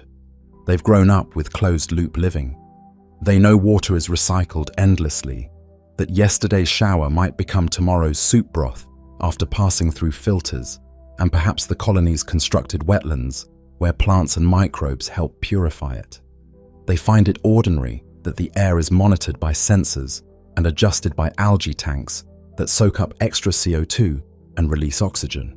The management of life support is as invisible to them as the work of their own lungs and kidneys, just another set of organs at the city scale. As the afternoon wanes, we make our way toward one end of the cylinder, where a great window is uncovered, offering a view out into space. In the distance, we see the crescent Earth. It is smaller than we remember, but heartbreakingly beautiful still. A few freighters, uncrewed cargo ships, are visible as tiny glints moving to or from Earth, carrying goods and perhaps new immigrants. Nearby, another habitat cylinder floats, a twin city in space. Maybe they trade with each other or have a friendly sports rivalry. Indeed, they do have sports here. Tomorrow there's a zero-gravity acrobatics competition at the Axis. The central hub, where rotation cancels out gravity, has an open gym where people can float and play 3D sports that would make Earthlings gasp with envy. A young couple sits at the observation area, sketching the Earth and Moon through the huge window. Behind them, on a bench, an older man with AR glasses reads the news that spans multiple worlds. He's reading about a scientific breakthrough at a research station orbiting Titan, and an art exhibition opening in this very colony's cultural center, featuring sculptures that incorporate Martian basalt and terrestrial marble. The flow of commerce and culture across space has grown rich. There's even talk of a new cuisine developing among space habitats, a fusion of Earth traditions with novel crops grown in microgravity farms. As the sun mirrors begin to shift toward evening, the colony's internal sky changes hue. The bright daylight softens to a golden hour glow. Long shadows stretch from buildings and trees. One might forget for a moment that we're in a spinning cylinder and feel instead like we're in a valley on Earth at sunset. Families head home for dinner. Some ride bicycles along the colony's main loop road, banked subtly to account for the curve. There are few cars here. Transport is mostly walking, biking, or small electric carts. Distances aren't vast, and the environment is enclosed. In the air, a few personal drones zip by, delivering groceries from the market to homes. One drone passes overhead, carrying a freshly baked loaf of bread from the bakery. Baking in a cylinder had unique challenges initially, like ensuring the ventilation could handle bursts of hot air and the risk of floating crumbs. Hence, bread is often slightly more moist or made in self-contained loaves. But the smell of that bread wafts through the market and makes us hungry. We stroll by the bakery itself, and the baker, a stout woman with flour on her apron, offers us a sample of sourdough. We taste it. Delicious, made from wheat grown in the colony's fields, yeast cultures that came from Earth decades ago, water recycled thousands of times. Yet it tastes like home. That's the marvel.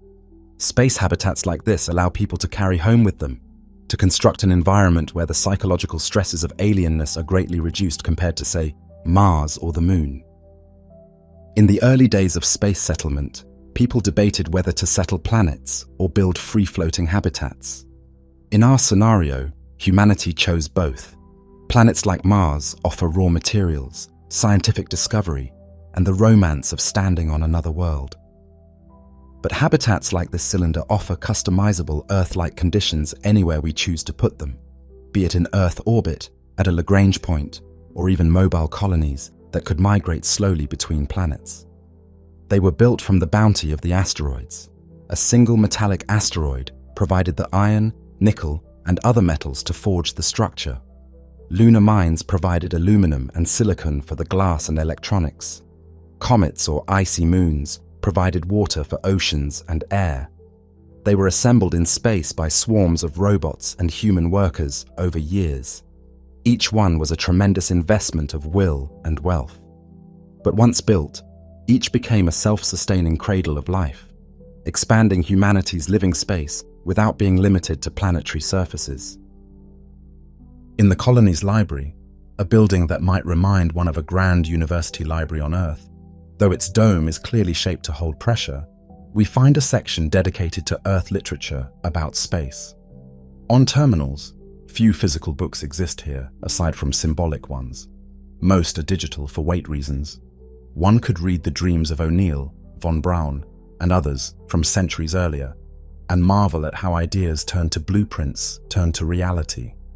Some visitors from Earth are said to weep when they first arrive and walk under these artificial skies, overwhelmed by the achievement and the strangeness of an Earth-like bubble in the void. For inhabitants born here, it's simply the world they know, as normal as Earth is to Earthborn. Evening in the cylinder brings community gatherings. Tonight, there's a concert in the park near one end cap, the circular end of the cylinder, which has large windows that, when not shuttered, show the stars at the sky of that end of the world. Under twinkling lampposts, colonists listen to a string quartet play, some dancing in the grass under the gentle glow of simulated twilight. Fireflies. Yes, someone introduced fireflies here for sheer beauty, and they're carefully managed. Dot the air with little green sparks, laughter, clinking glasses of perhaps a space-made wine, grapes grown hydroponically in a dedicated vineyard module, aged in a barrel using wood imported from Earth. A novelty, but they do it. Conversations about art and science, about family and plans for expansion. All these fill the mild evening air. In one circle, an excited engineer describes a new project, a Bernal sphere habitat to be positioned in orbit around Saturn, where colonists can study the rings up close and tap the resources of the Saturn system. Another person says their cousin is moving to Mars to join a terraforming research team. He's proud, but says he personally prefers the controlled environment here. Mars is amazing, but I like my gravity at 1G and my air nice and thick, he jokes. As we wander away from the crowd up a slight hill, gravity lightens a bit, moving closer to the axis. We find a small observation bubble where one can float in microgravity and look out. We push off and drift into this bubble, tethered so we don't float away. Here, away from the pull of the spinning floor, we experience weightlessness again. Through the clear bubble, we see our habitat curving around us, a huge arc of illuminated land against the backdrop of space. Beyond it, stars and the glowing band of the Milky Way. Off to one side, the Earth and Moon system glints. In another direction, a faint reddish spark that is Mars, and maybe, with squinted eyes, the glint of one of the colonies orbiting it. We reflect. Humanity now lives in a multitude of places. Some live under alien sunsets on planetary surfaces. Others inside creations like this that marry human engineering with the comfort of Earth's environment. Each choice came with challenges, enormous technical hurdles, ethical questions about who goes and how, and the need to ensure we didn't abandon our home planet even as we expanded outward. Indeed, even now Earth is cherished and protected. Lessons learned from seeing its fragility from space influence how civilization treats the cradle. Many heavy industries have been relocated off Earth to places like this habitat or the Moon's far side, sparing Earth's biosphere from pollution. Space-based solar power stations beam clean energy down to cities, replacing fossil fuels. In turn, Earth provides these colonies with culture, people, and an anchor of meaning. The exchange is constant. Ships travel back and forth carrying immigrants, exports, art, ideas. A soft chime in the habitat signals night time, 11 p.m. by colony time.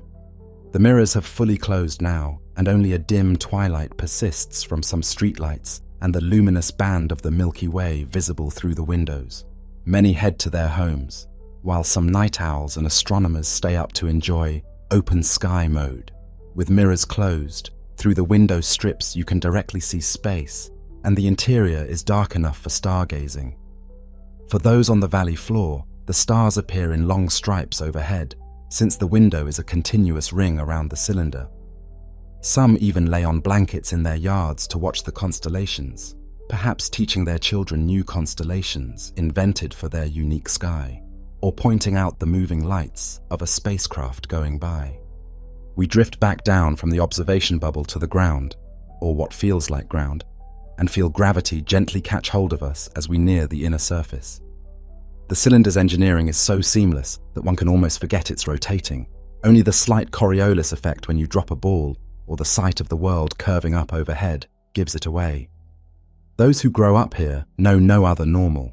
To them, the idea of an endless sky that doesn't curve around is perhaps unsettling when they visit Earth.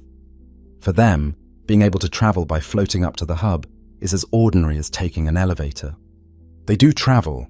Commerce and trips between colonies and planets are common.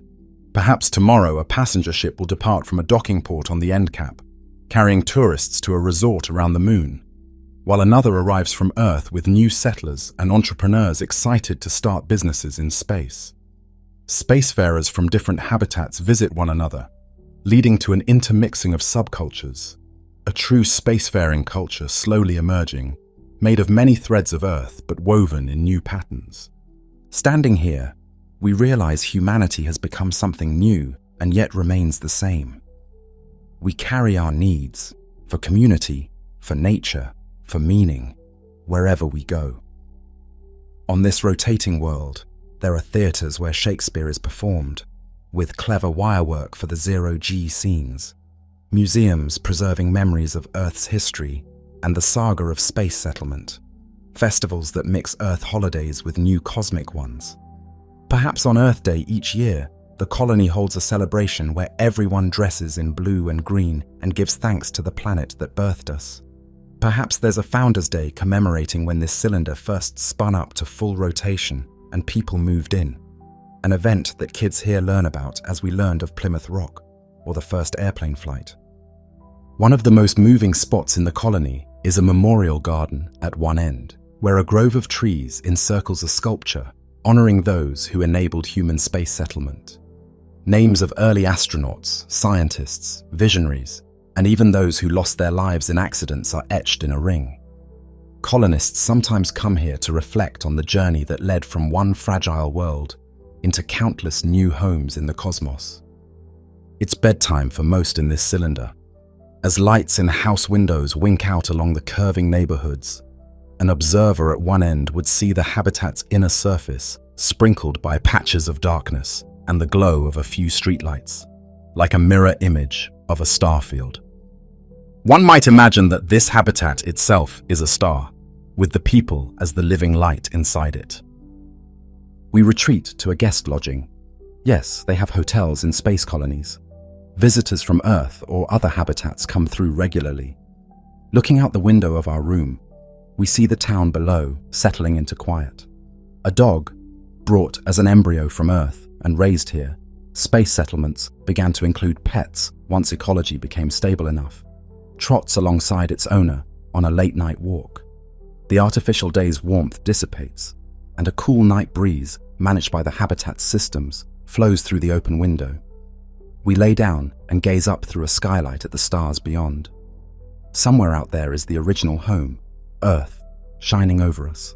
And here, in this second home built by human hands, life continues the story that began on that blue cradle. As the habitat gently rotates through the void, carrying its precious cargo of life, one can imagine that from afar, it looks like just another glinting star, yet inside it, humanity thrives. It is one world of our own making among many now awakening across the once empty night. Tomorrow, the sun mirrors will open on schedule, and another day in the life of this space colony will commence. Children going to school, where classes include Orbital Mechanics 101 as a standard subject, farmers tending hydroponic rice paddies, artists painting murals on the cylindrical sky, scientists conducting microgravity experiments up near the hub, engineers fine-tuning the habitat's rotation or planning expansions for new residents, and perhaps a spaceship departing to start a new colony somewhere further. This normalcy is extraordinary. What was once science fiction is now daily life. Leaving this colony and our reverie of it behind, one cannot help but feel optimistic that there is hardly any limit now to where humans can go. If we can create an Earth-like haven in the void here, we can do so near other planets, around other stars, carrying the torch of life with us. The cylinder habitat stands as proof. We are not confined to the lands nature gave us.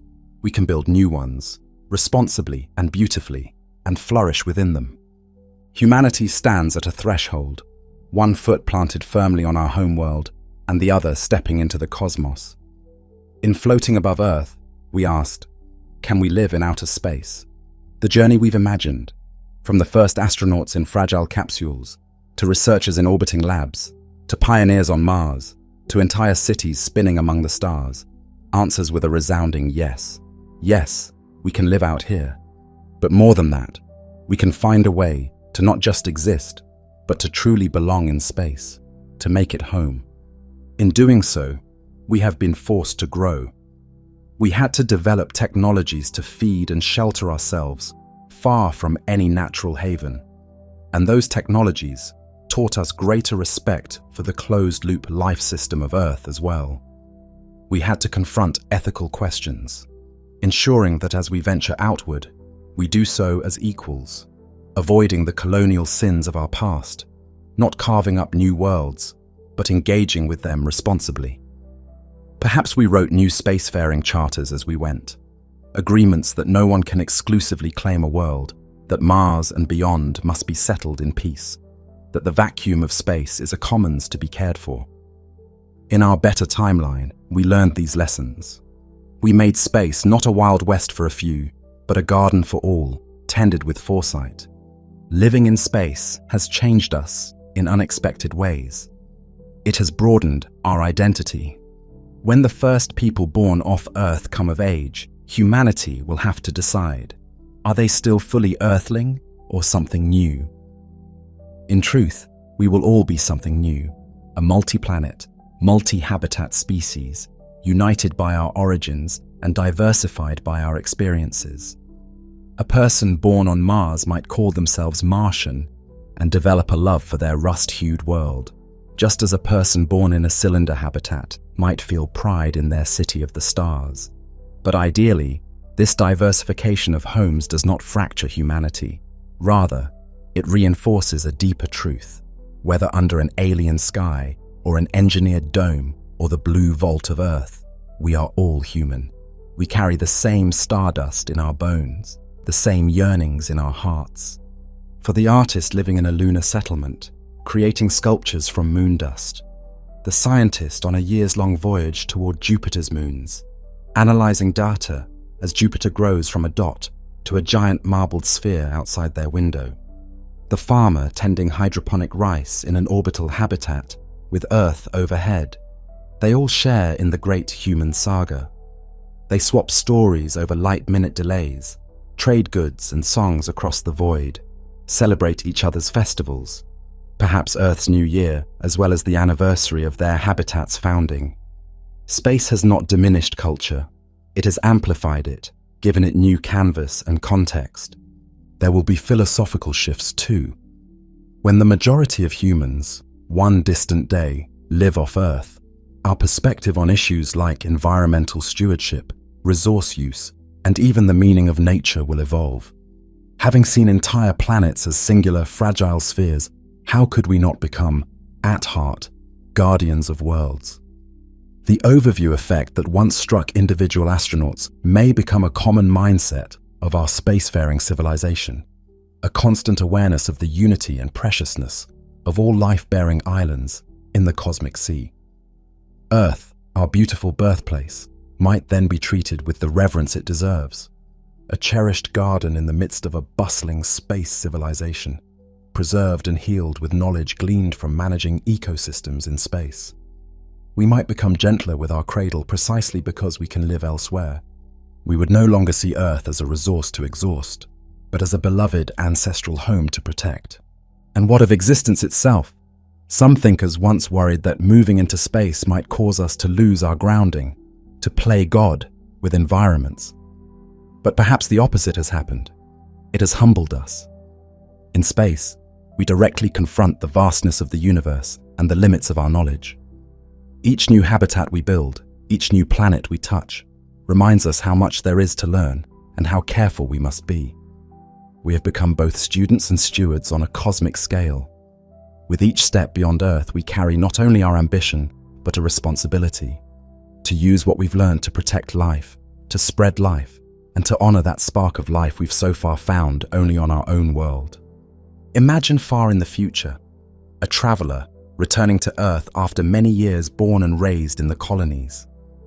As their ship enters Earth's atmosphere and they gaze at blue oceans and green continents directly for the first time, they might feel a profound connection. This is the legendary birthplace they've heard of, the origin of their people. They step out onto the soil and maybe gravity feels heavy, the air feels thick, the sounds of birds and rustling leaves nearly bring them to tears because they've known only controlled nature. In that moment, they and we realize that leaving Earth has only deepened our appreciation of Earth.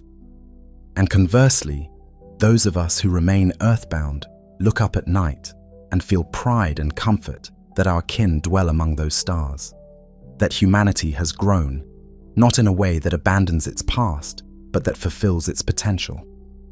We have become, in essence, citizens of the universe, as at home in the sky as we once were on the savannah. If one believes in destiny, perhaps this was ours, to extend life's reach, to be the bridge between worlds. If one believes in the power of choice, then it was our greatest collective choice, to not remain confined and vulnerable on one planet, but to brave the unknown and ensure our survival and flourishing across new domains. Now, picture once more a human body floating above Earth. Only this time, they are not alone. Around them, the lights of human habitation sparkle in concert with the stars. There is a space station nearby with a rotating torus where hundreds work and play. There is the moon in the distance, with the glint of domes at its south pole where settlements harvest ice and welcome new arrivals. Mars shines reddish, a beacon of a new society growing in its plains and craters. Perhaps even beyond, a faint shimmer betrays a caravan of ships embarking on the first voyage to another star. The solitary figure floats in awe, not of emptiness, but of a cosmos that is awakening with life's presence. They turn their gaze to the blue earth below, a jewel that gave birth to all this. "Thank you," they whisper, a quiet benediction to our home world. Then they turn outward, toward the distant stars that beckon. In their eyes is the reflection of earthlight mingled with starlight, and maybe, just maybe, the light of a distant habitat where someone else at that same moment is looking back toward Earth. Across the darkness, human beings see each other's lights and know we have made the endless void into a tapestry of homes. Can we live in outer space? Yes. We live there now. We will live there more and more. Outer space is becoming not a void, but a vast village, with Earth as its heart and humanity as its soul. What was once our ultimate question has become our continuous story, a story of adaptation, exploration, creativity, and care. And as we carry this story forward, we remain humble beneath the stars. We remember that we are still small in the cosmic expanse, but we have one extraordinary gift: the ability to imagine and to act, to dream and to build. In the silence of space, a new chapter of human destiny is being written in the trails of rocket flames and the green sprouting leaves of orbital gardens. It's a chapter that says our home is not one place, but many. That wherever we go, we bring our humanity with us and find ways to belong. Calmly, cinematically, poetically, we continue our voyage, generation after generation, turning science fiction into living fact, turning distant lights into neighborly beacons. The story of living in outer space has no end, only new beginnings. And somewhere, sometime in the future, a family will stand together on a hill under an alien sky, perhaps with 2 moons, or rings, or a swirl of galaxies visible, and they will watch a sunset and know that they are home. Different sky, different ground, but home nonetheless. Because home is wherever we build a life filled with meaning, connection, and hope. Thus, the next chapters are ours to write, guided by curiosity, caution, and the enduring truth that the sky is not a limit at all, merely the gateway to an endless home among the stars. For ultimately, the question we began with has transformed. It is no longer merely, can we live in outer space? But rather, how will we choose to live and to thrive as citizens of the cosmos? With outer space as our new ocean and infinite frontier, we carry forward our humanity into the unknown, determined to shape it with wisdom and wonder. That journey, boundless in scope and rich with new beginnings, lies before us all, under the light of 1 billion distant suns. Drifting in darkness, one might assume we have entered pure emptiness, a perfect void.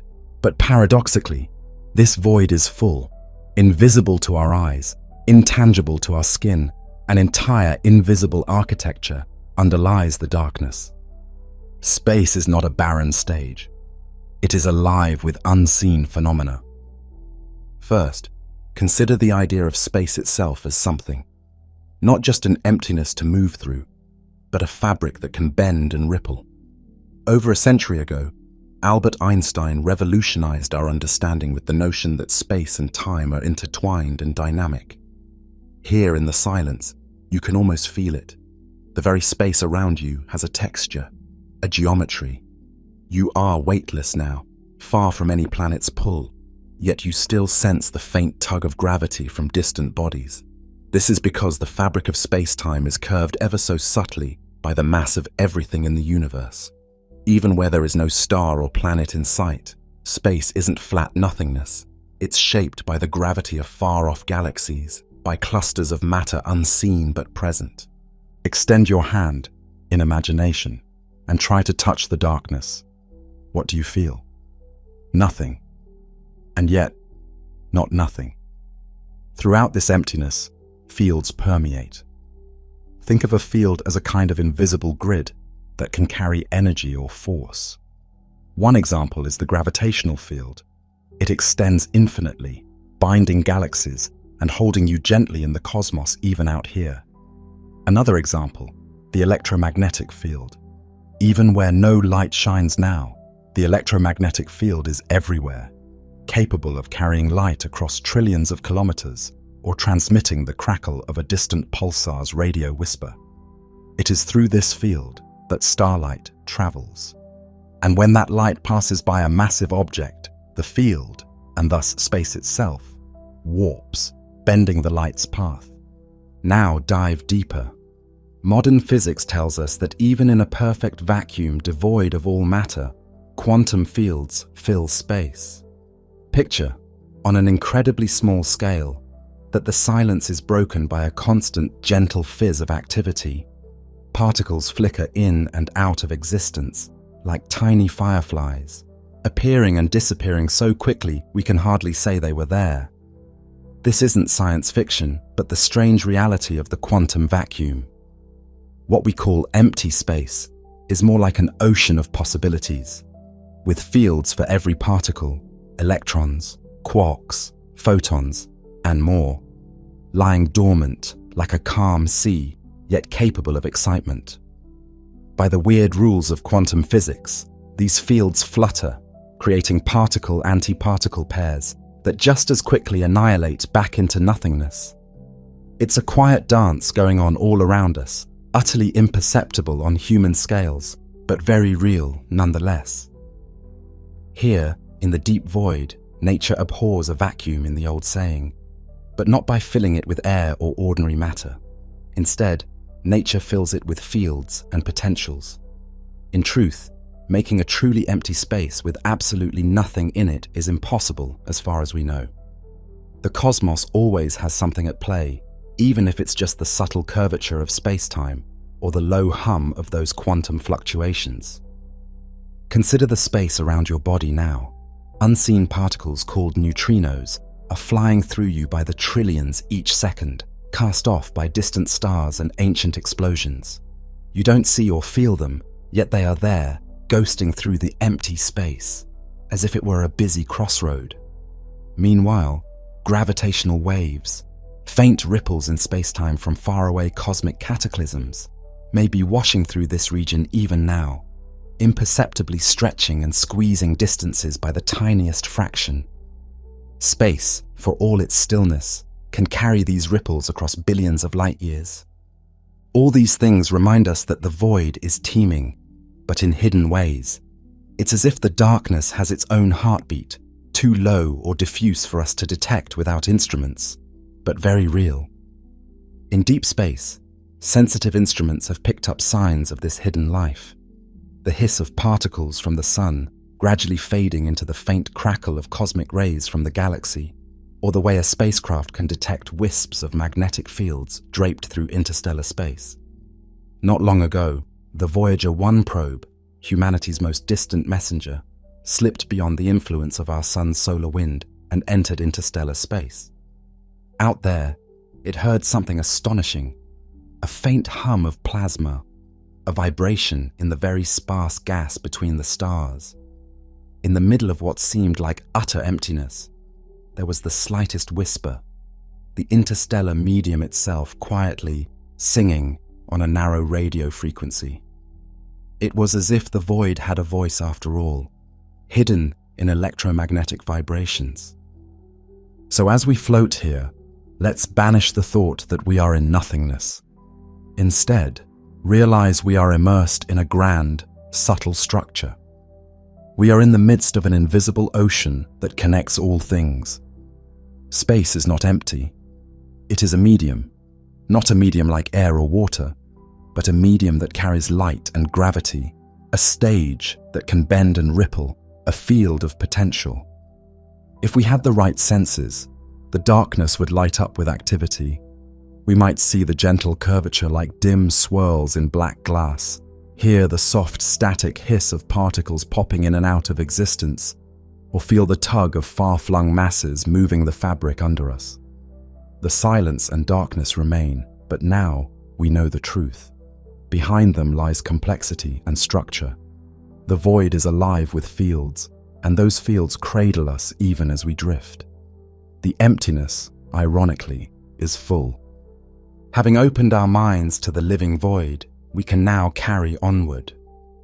With respect for the unseen tapestry around us, we begin our outward journey from Earth, a journey that will take us through successive layers of cosmic emptiness, each revealing new wonders hidden in the dark.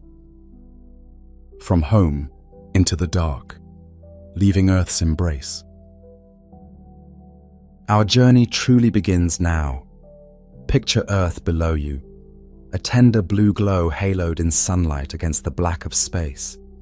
As we depart our home, we leave behind the last familiar sounds, the whisper of wind, the murmur of human life, even the faint radio chatter from civilization. As we rise above Earth's atmosphere, the air thins and the sky darkens from blue to indigo to black. The comforting blanket of atmosphere that carries sound is gone. The silence of space welcomes us fully, and the only remaining voice is the quiet hum of our spacecraft systems, or perhaps our own breath in the suit. Look down one more time at that lonely speck of a planet, shining against the cosmic night. It is astonishing how small the cradle of all humanity appears against the backdrop of the universe. In a few hours of imagined travel, Earth shrinks from a vast globe to a bright bluish star, then merges with the brilliant point of the sun. Soon, the inner solar system becomes a memory, a faint glow of our star with tiny pinpricks of planets that quickly vanish into the sun's glare. We glide past Mars's orbit. The ochre dot of the red planet recedes behind us. We pass mighty Jupiter, its banded clouds and great red spot just visible for a moment as a striped marble before it too is lost in the distance. We catch a last glimpse of Saturn's rings shining like a delicate halo. Then Saturn fades. Uranus and Neptune, pale blue twins, slide by one after the other, bidding us farewell with their cold, reflected sunlight. Each world's departure marks our ship's steady progress into the deep. With each passing planet, the sun's light dims slightly more, its warmth weakens. The solar system's glow, the bright stage of humanity's entire story, is shrinking behind us, turning into just one more star in the sky. Out here, sunlight is no longer the fierce golden flood we know on Earth. It has faded to a gentler, distant gleam. With each 100 million kilometers we travel, the sun diminishes, its rays growing weaker, until it is but an intense star among others, no longer blindingly bright. The warmth that once caressed our face on a summer day is now diffused.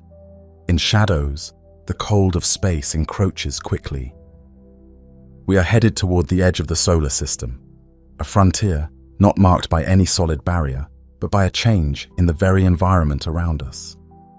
As we glide beyond the orbits of the outer planets, we cross through a diffuse realm of ice and rock, the Kuiper Belt, home to dwarf planets like Pluto and countless comets circling in the dark. These ancient frozen remnants occasionally catch a glint of sunlight, but mostly they drift unnoticed. Imagine passing one, an irregular chunk of ice and dust floating alone, sunlight just barely painting one side in a dim grey glow, the other side in perpetual night. This far from the sun, space takes on an even deeper black. Turn your gaze away from the sun's direction, and the sky is a rich spray of stars on velvet in every direction. Finally, we approach the heliopause, the boundary where the influence of our star wanes. Here, the solar wind, a stream of charged particles blowing outward from the sun, slows and collides with the sparse gas of interstellar space. It is the edge of the sun's protective bubble, the heliosphere, and beyond it lies true interstellar space. The Voyager 1 spacecraft crossed this boundary in 2012, and for the first time, a human-made object tasted the interstellar wind.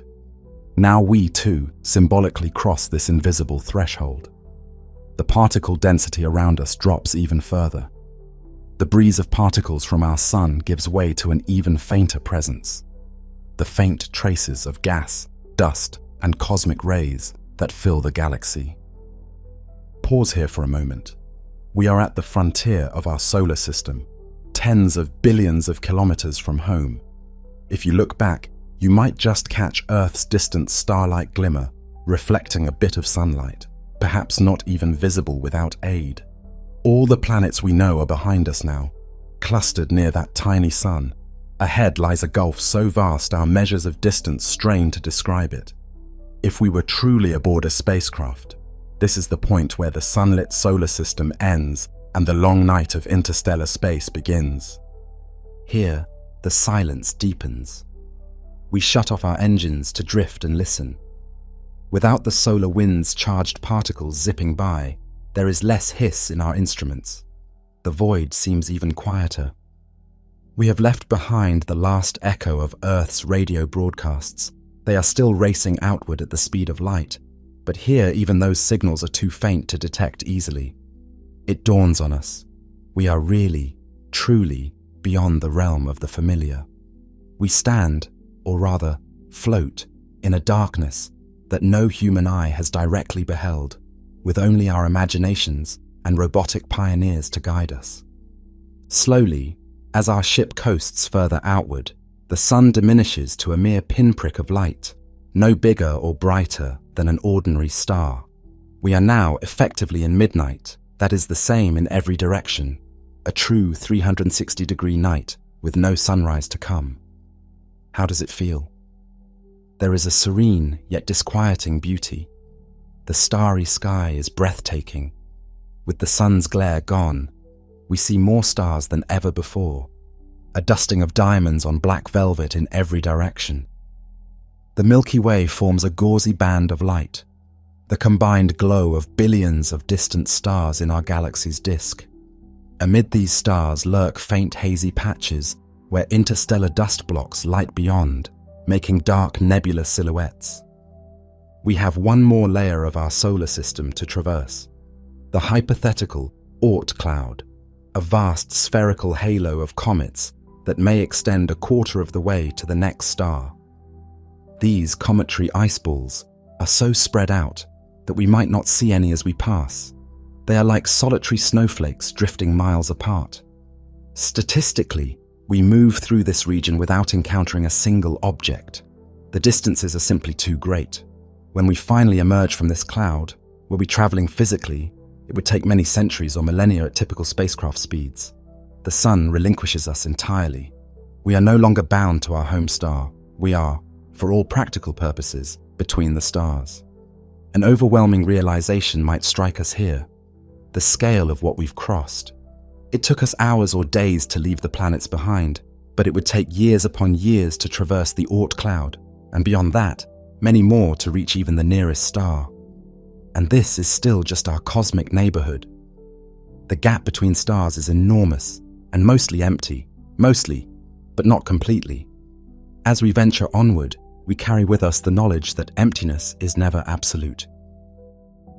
Into the interstellar void, an ocean between the stars. Now we sail truly in interstellar space, the space between the stars. The nearest stellar neighbor to our Sun, Proxima Centauri, lies unimaginably far ahead, over 4 light-years. If we continued on our craft at speeds far beyond what we currently achieve, it would still take many decades or centuries to reach it. The distances are so vast that for long stretches, it will seem we are going nowhere, surrounded by unchanging darkness. This is the oceanic gulf that separates star from star, and it is here that the character of deep space fully reveals itself. The interstellar void is often described as emptier than any vacuum we can create on Earth. There are essentially no large objects here, no planets or asteroids or moons, just the exceedingly sparse interstellar medium, a wispy mix of gas atoms, mostly hydrogen, and the occasional dust grain. On average, each cubic meter of space might contain only a few atoms of matter. Picture that, a volume of space the size of your living room with maybe one lone atom drifting through it. By comparison, that same volume of air on Earth contains on the order of 1025 molecules. The emptiness out here is almost absolute. And yet, as we've learned, it is not truly absolute. Those few atoms, those stray particles, matter on cosmic scales. It's cold out here, but not completely frozen. We'll discuss the exact temperature of space soon. For now, note that any atom drifting here is likely moving very fast, energized by shockwaves from distant stellar explosions or cosmic rays that streak through. The interstellar medium can actually be quite energetic in places. Tenuous gas can be heated to millions of degrees by supernova remnants, so thin you wouldn't feel heat, but the atoms themselves zip about furiously. Elsewhere there are colder, dense pockets, molecular clouds, but those are relatively rare and far between. Mostly we traverse a quiet, diffuse haze. Every so often, as we journey, we might encounter a region with slightly higher density of material, perhaps skirting a tenuous nebula or brushing the edge of a spiral arm of the galaxy. Our Milky Way is structured. Its spiral arms contain concentrations of gas and dust where new stars are born. If our path takes us through one of these subtle structures, we might notice the stars around us, temporarily fewer as dark nebulas block them, or detect a faint increase in particle hits on our sensors. But then, like a ship leaving a patch of fog, we emerge again into clearer space. There is also radiation everywhere. We left behind the sun's intense radiation, but now we are bathed in a gentle rain of cosmic rays, high-energy protons and nuclei that zip through the galaxy at nearly light speed. They come from distant supernovae and energetic events scattered throughout the Milky Way. They silently pierce our spacecraft's hull, each a tiny subatomic bullet from some far-off celestial rifle. We don't see or feel them directly, but detectors would register little sparks as these cosmic rays pass through. Additionally, every now and then, a flash of lightning in the void. Not literal lightning, but an electromagnetic burst from something like a flaring star or a magnetar's distant pulse. We are too far to feel any direct effect, but our instruments might catch a blip of X-rays or gamma rays, brief reminders that even in emptiness, events happen. One might think nothing ever happens in interstellar space, but nature occasionally reminds us that even here things occur. For example, shock waves from a distant supernova can traverse the void, a shell of slightly denser, hotter plasma expanding outward. If our ship were overtaken by such a front, extremely unlikely in our short travel window, we'd notice a sudden spike in particle density and radiation as the shockwave, diluted though it is by distance, washes over us. It would be a reminder that even the silent sea of space has weather of a sort, cosmic weather, measured not in rain or wind, but in surges of radiation and gusts of charged particles. As we travel, let's imagine we cross paths with something unexpected. The chances are minuscule, but the galaxy is vast and full of surprises. Perhaps we encounter a lone fragment of a comet or a rogue asteroid drifting, debris from some ancient encounter that was flung out here. More intriguingly, perhaps we detect the faint gravity or slight dimming of starlight indicative of a solitary star wandering the interstellar depths. Yes, a few stars have been kicked out of galaxies at tremendous speeds, destined to roam the space between galaxies forever. Or we might come across an interstellar cloud, a region where the gas is a bit denser, enough to form a nebula visible if illuminated by starlight. In our mind's eye, perhaps we alter course to skim the edges of such a ghostly nebula, its filaments glowing dimly blue or green from the light of embedded newborn stars. It would be a rare sight, tendrils of gas forming faint, intricate swirls against the darkness, like gauze lit from within. These clouds are the nurseries of future stars, though the process takes millions of years. Passing by one, we witness a balance of emptiness and substance. From a distance, the cloud is nearly invisible. Up close, you realize it's made of extremely tenuous gas that nevertheless, given enough of it, can birth brilliance. Without an external reference, it's easy to lose track of motion, but we are indeed moving, perhaps drawn subtly by the gravity of the nearest star ahead, or simply coasting on the momentum we had leaving the solar system. Let's orient ourselves. The nearest star system, Alpha Centauri, of which Proxima is a member, is a bit more than 4 light-years away from Earth. That's the distance light travels in over 4 years, roughly 40 trillion kilometers, an almost unfathomable gulf. If our ship somehow could travel a significant fraction of light speed, it would still take years to get there. At more realistic speeds, many millennia. And presently, in our poetic journey, we're not moving nearly that fast. We are drifting contemplatively. This emphasizes the sheer breadth of emptiness. Even at tremendous speeds, the journey between stars stretches longer than entire human lifetimes. And currently, we have chosen a path not directly toward any star, but out of the galaxy, meaning our journey in interstellar space will last even longer, essentially indefinitely, unless we aim for another galaxy, which is vastly farther still. Between us and the next galaxy, Andromeda, 2.5 million light-years away, there may be absolutely nothing large. The interstellar and eventually intergalactic distance is often just vast space with the occasional wandering atom or photon. No islands in the void, aside from those potential rogue objects we mused about, which themselves are extraordinarily few and far between. The darkness here is profound. If we turn off all the lights on our ship, the view is stark and primal. Without a nearby sun, space is nearly black to our eyes, except for the stars. And those stars, though numerous, do not illuminate our surroundings. Their light mostly travels on without hitting us unless we look directly at one.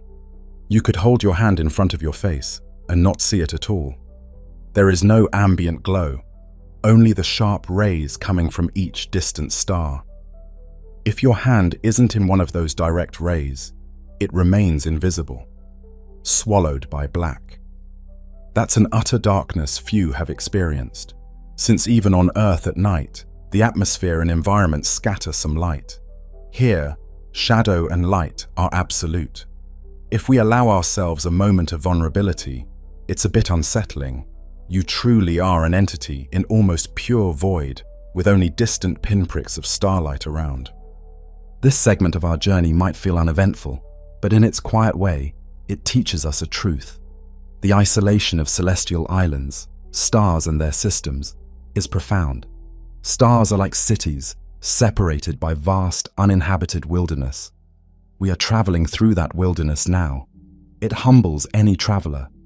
We begin to sense why the night sky evoked such awe in our ancestors. Those stars are both tantalizing and unreachable beacons across a sea of nothing. As we continue toward the deeper reaches of our galaxy, or rather, out of our galaxy, we have set a course aiming above the galactic plane, seeking to exit the Milky Way. We prepare to encounter something that will bring many of these abstract concepts into a tangible form. A lonely world adrift in this sea of night, a rogue planet. Before we leave the domain of starlight entirely, we might cross paths with one of these drifting worlds. It will give us a direct experience of what it means to exist in deep space without the light or warmth of a sun, a piece of solid matter enduring the cosmic night. Let's approach this silent, cold traveler next. Rogue planet, a lonely world, adrift in darkness. In the beam of our spacecraft's spotlight, something solid materializes out of the eternal night, a planet, but one with no star in sight. We have found a rogue planet, a wanderer in interstellar space. It's a world cast out from its parent star system long ago, now doomed to roam the galaxy in perpetual darkness. Our instruments first detect it not by sight, it's virtually black on black, but by a subtle gravitational tug and a slight blurring of background starlight, signs that a massive object is near. We angle our ship toward it and shine powerful floodlights to illuminate the surface as we draw closer.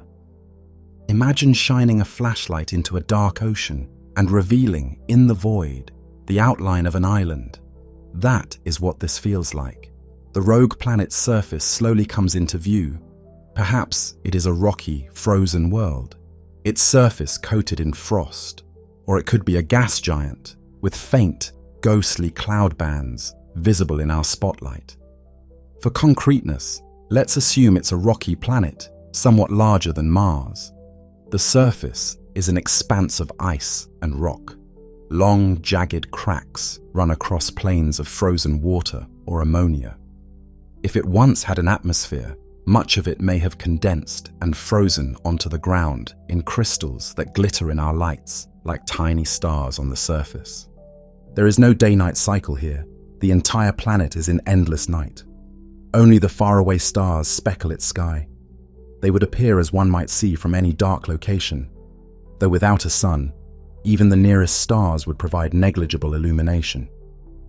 If the planet has no atmosphere, the stars wouldn't twinkle. They'd be pinpoints in a stark black firmament.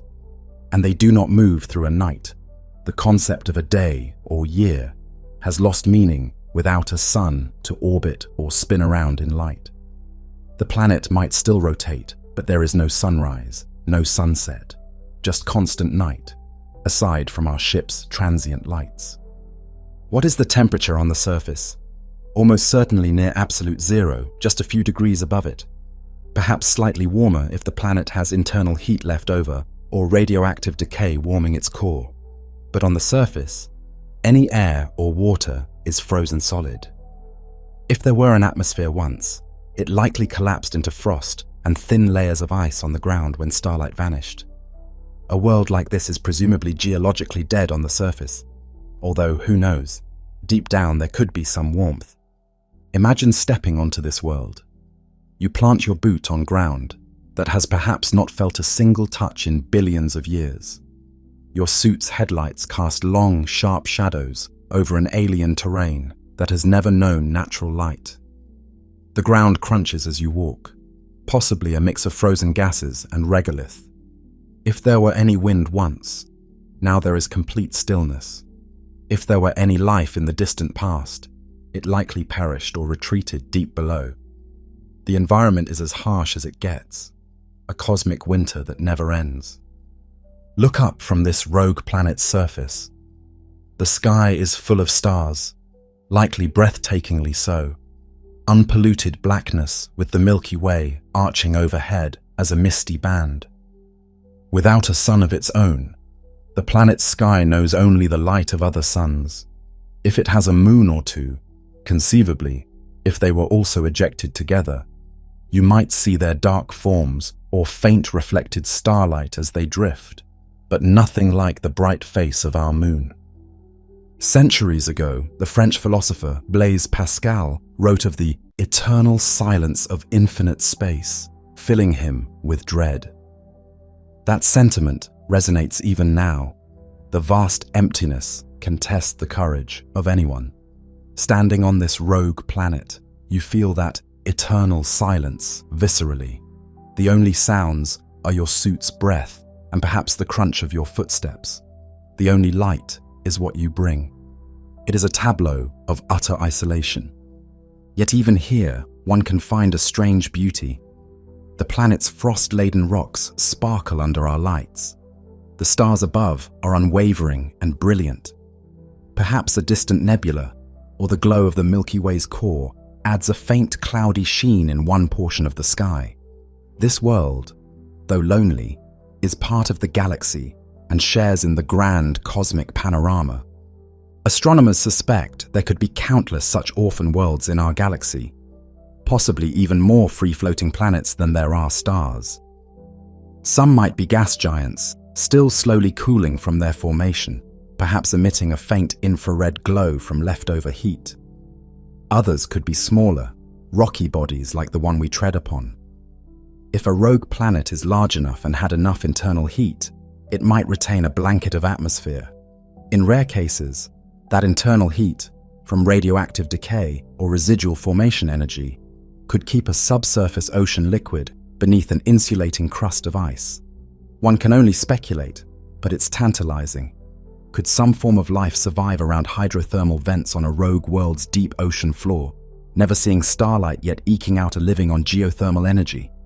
It sounds like science fiction, and likely is, but it highlights how the darkness, while harsh, might not be absolutely devoid of all possibility. For now, on the surface of this silent planet, there is no obvious life. We might find organic molecules or the frozen remnants of what was once an atmosphere. But nothing moves save ourselves. Nothing changes. Our presence is a brief spark of warmth and activity on a world that will soon revert to inert silence when we depart. We take a last look around. In a sense, this planet embodies many themes of our journey: isolation, cold, and darkness, yet also resilience. It continues along its lonely path regardless, a planet without a sun, carrying on through the night. In our short visit, we've brought a bit of light to it, literally illuminating what was hidden. But as we leave, it will recede into darkness again, continuing its quiet voyage around the galaxy's center. We board our craft and lift off. Our lights play over the craggy horizon one last time, then we angle away. The rogue planet grows small behind us, eventually becoming just another dark lump, invisible in the Black Sea.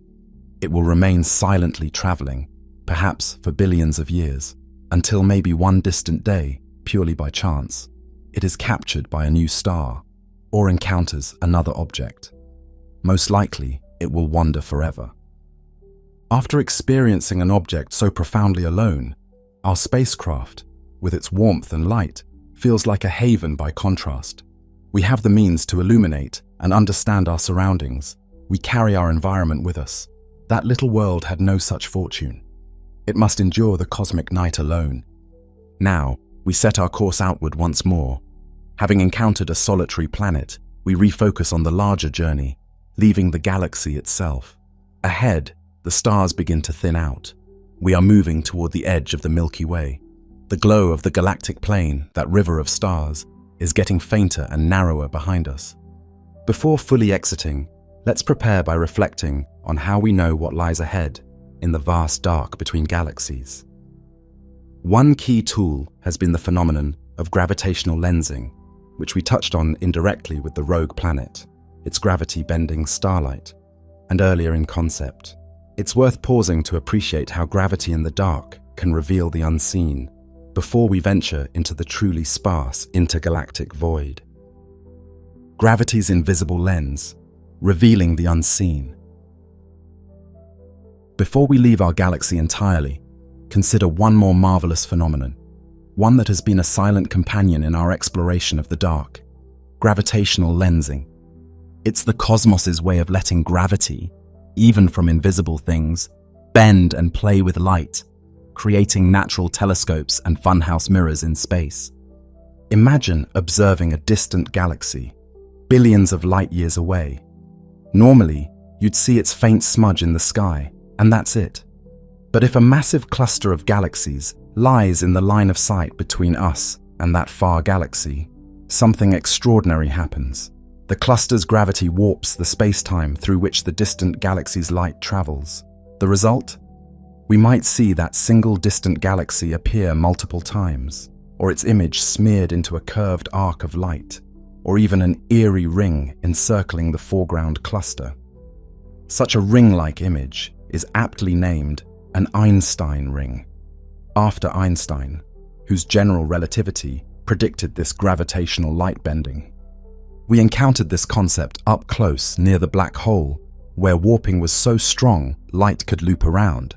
But gravitational lensing often happens on larger scales with galaxies and clusters acting as lenses. It is one of our most potent tools to map dark matter. Why? Because dark matter doesn't shine or reflect light, but it does have gravity. When we observe distorted, lensed images of background galaxies, we infer the presence and distribution of mass, including dark matter, in the lensing cluster. In fact, some of the clearest evidence of dark matter's existence and layout comes from noticing that lensing patterns demand more mass than visible galaxies provide. Consider the famous image of the Abell 2218 galaxy cluster. Photographs show numerous orange-yellow cluster galaxies and, amid them, strange stretched blue arcs. Those arcs are distant background galaxies whose light has been bent and magnified by the cluster's gravitational field. It's as if the cluster were a giant piece of curved glass warping their image. For a listener, what's intriguing is that gravitational lensing lets us see heavy things that are otherwise invisible. A black hole drifting in front of a background star can momentarily make that star appear brighter, a phenomenon called microlensing, because the black hole's gravity focuses the star's light toward us. In our journey, had we not known the black hole was ahead, we might first have noticed it by the distortion of starlight around it, stars seeming to smear and form rings around an unseen center. Even on huge scales, entire regions of dark matter in the cosmic web have been mapped via weak gravitational lensing, statistically analyzing tiny distortions in the shapes of thousands of background galaxies. By seeing how their shapes are coherently sheared, scientists can reconstruct the hidden mass distribution in front of them. It's akin to looking at a distant grid of lights through an uneven window pane. By the distortions of the grid's appearance, you discern the shape of the otherwise invisible glass. Gravitational lensing not only confirms dark matter's presence, it also produces some of the most awe-inspiring visuals in astronomy.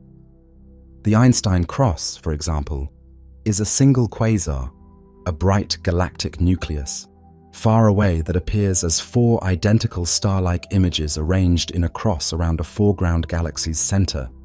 The galaxy's gravity splits the quasar's light into four. For a long time, this was one of the evocative proofs that gravity can mimic magic, one object appearing in multiple places at once. During our travels, if we had looked toward a massive galaxy cluster from just outside our galaxy, we likely would have seen such lensing arcs ourselves, slivers of light from galaxies hidden behind the cluster, made visible by gravity's lens. It's a beautiful reminder that even though space is dark and light travels straight, the shape of space itself can curve and reroute light, effectively letting matter paint with beams of brightness. To imagine it without visuals, picture walking in a dark forest at night with a lantern, the background galaxy. If there's a clear, curved piece of glass hanging invisibly in the air, the gravitational lens, you might suddenly see your lantern's glow form a ring or appear in strange patches on the trees around, even though there is only one lantern. You might not see the glass, but you know something powerful is there from the way your light behaves. Thus, gravitational lensing has been a hidden ally in exploring the dark. It assured us that unseen mass was truly there when we discussed dark matter. It created spectacular light shows near black holes and massive clusters, and it demonstrates vividly that gravity operates even in darkness, bending light itself to its will. The darkness can therefore produce illumination, not by emitting it, but by sculpting its path. In a broader sense, gravitational lensing shows how interconnected things are. A galaxy's image can be affected by another cluster millions of light years in front of it, which in turn is shaped by an even larger structure's dark matter. The universe is layered. The light from the deep past passes through the structures of the later universe, carrying with it the imprint of everything in between. By the time it reaches our telescopes, that single beam of light has interacted with the gravity of stars, galaxies, and invisible mass lumps, telling a story in its distortions. As we prepare to leave the confines of our galaxy, gravitational lensing stands as one last example of a theme we've seen repeatedly. The invisible can be inferred and even visualized by its influence on the visible. In the grand dark tapestry of space, gravity is one of the threads connecting the seen and unseen, revealing the latter through subtle effects.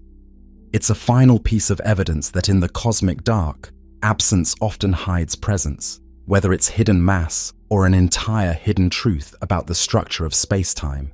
And with that understanding, we feel even more prepared as we plunge into the sparsest expanse yet, the gargantuan void between galaxies. The void between galaxies, intergalactic space, and the cosmic web. We engage our conceptual engines and leap onward, leaving the Milky Way's bright throngs of stars behind. Time and distance blur as we traverse tens of thousands of light years, rising above the galaxy's disk. At last, we find ourselves outside our home galaxy, looking back at it from a vantage point in intergalactic space. The Milky Way floats in our field of view, a majestic spiral, its whirling arms and central bulge, luminous with the combined light of hundreds of billions of stars. It is an island of light in a sea of darkness. Nearby, we see another haze of light, the Andromeda Galaxy, our big neighbor, about 2.5 million light-years away, visible as a small smudge even to the naked eye from Earth, and from here, still just a modest ellipse of light. Scattered around are a few smaller fuzzy patches, satellite galaxies and distant members of our local group. We are now in intergalactic space, the space between galaxies. If interstellar space was an incredible vacuum, intergalactic space is even closer to pure nothing. The intergalactic medium, IGM, is even thinner than the interstellar medium. On average, in each cubic meter of intergalactic space, there might be only one atom or less. It's hard to convey such emptiness. In a cubic kilometer out here, there might be only a handful of particles. This is far emptier than even the best laboratory vacuums ever achieved. We have reached a level of near nothingness that challenges the imagination. If we turn in all directions, what do we see? The sky here is darker than ever. With the naked eye, even superbly dark adapted, you might see only the faint glow of our Milky Way behind us and Andromeda ahead, and a sprinkling of other distant galaxies as tiny, faint smudges of light if you know where to look. Everywhere else, blackness. But if we allow our eyes or instruments to integrate light over time, gradually we'd pick up an almost ghostly background glow.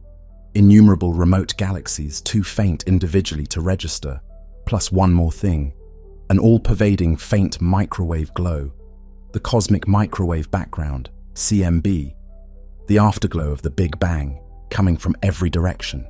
Our eyes can't see microwaves, but a suitable antenna would find the entire sky gently aglow at about 3K, just as we discussed earlier. Yet even here, as always, not empty holds true. The intergalactic medium contains matter, mostly extremely thin, hot plasma. In the spaces between galaxies within clusters, the IGM is hot enough to emit X-rays, temperatures of millions of degrees, though so dilute you wouldn't feel it. In the great cosmic voids, it's cooler and even more diffuse. But also, intergalactic space contains dust, albeit in almost vanishingly small amounts. Over eons, galactic winds from starbursts and quasars have blown a little dust out of galaxies. You might find a solitary grain of carbon or silicate drifting here. Ashes of long dead stars spread thin across cosmic gulfs. These dust grains are so few and far between that one could travel for light years and not encounter a single mote. Yet across the vast volumes, their existence can be inferred. For instance, they very slightly redden the light of faraway objects or produce a faint infrared background glow. Collectively, the sparsely distributed gas in intergalactic space still accounts for a great deal of normal matter. In fact, astronomers found that a significant fraction, perhaps half, of all the atoms in the universe lurk in these nearly empty intergalactic filaments and sheets, the so-called missing baryons that don't reside in galaxies. It's poetic. The most desolate expanses still hide much of the universe's ordinary matter in a form so diffuse it eluded detection for decades. One could drift here for 1 million years and perhaps not collide with even one stray dust grain or atom. That's how empty it is. Yet we know this subtle medium is there because when we look at distant quasars, we see their light very slightly dimmed or bluer light slightly absorbed at specific wavelengths by traces of intergalactic gas. Space, even here, has an extremely tenuous weather.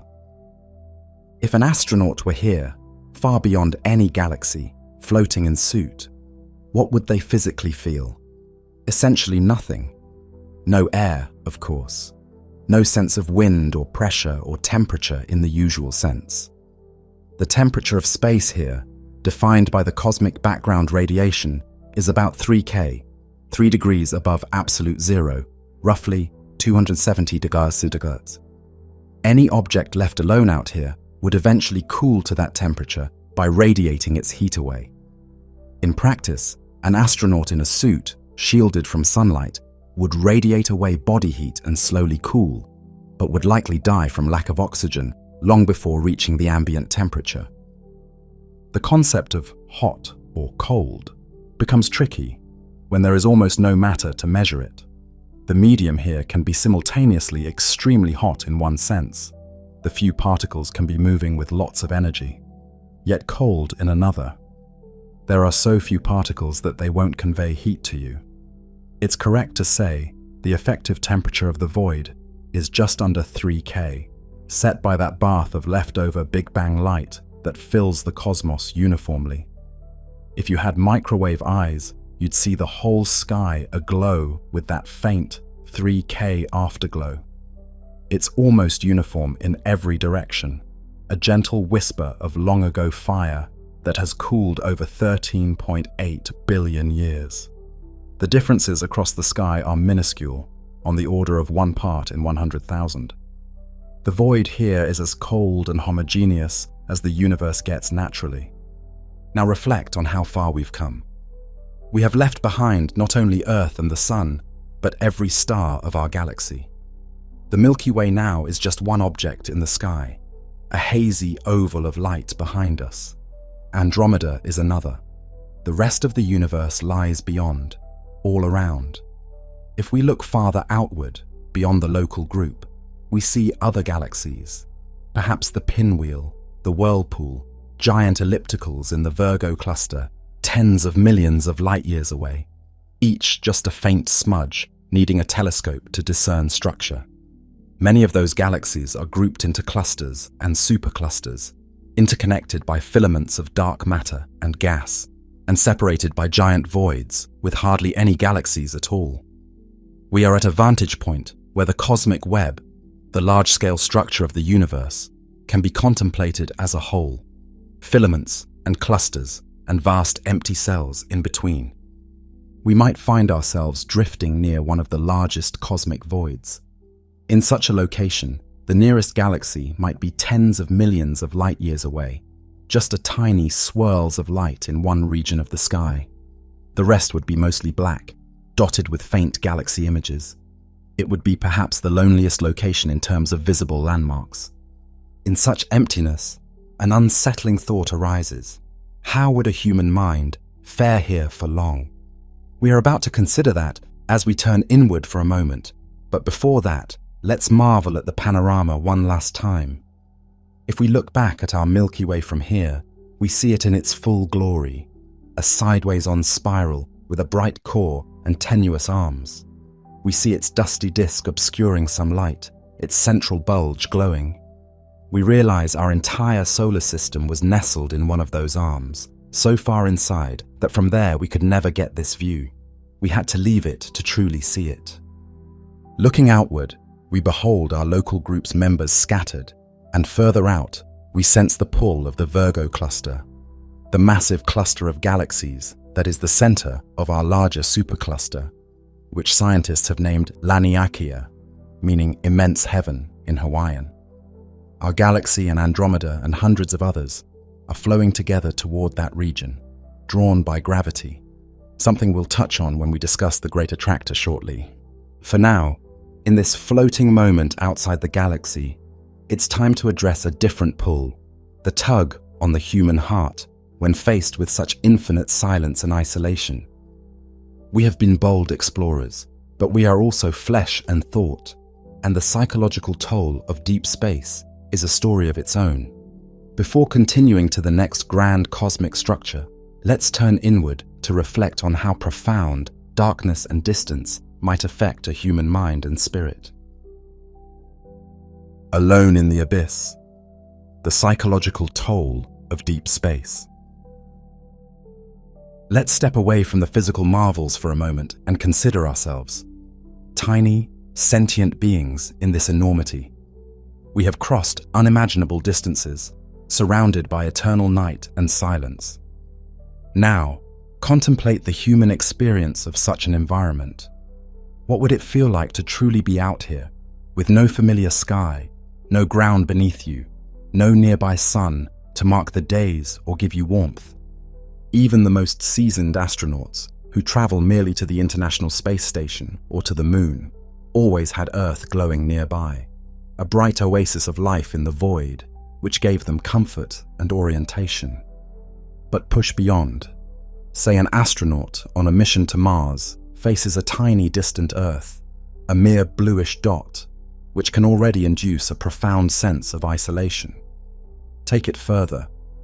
Imagine an explorer in a spacecraft, leaving the solar system entirely, watching the sun dwindle to a sharp point of light among others. That mental picture alone, the sun as just another star, has made many a science fiction story haunting, because it touches on our deep-seated need for connection and reference points.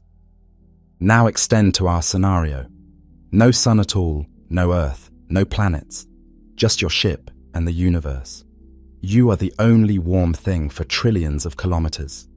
The nearest known anything is maybe a star so far away it's just a speck.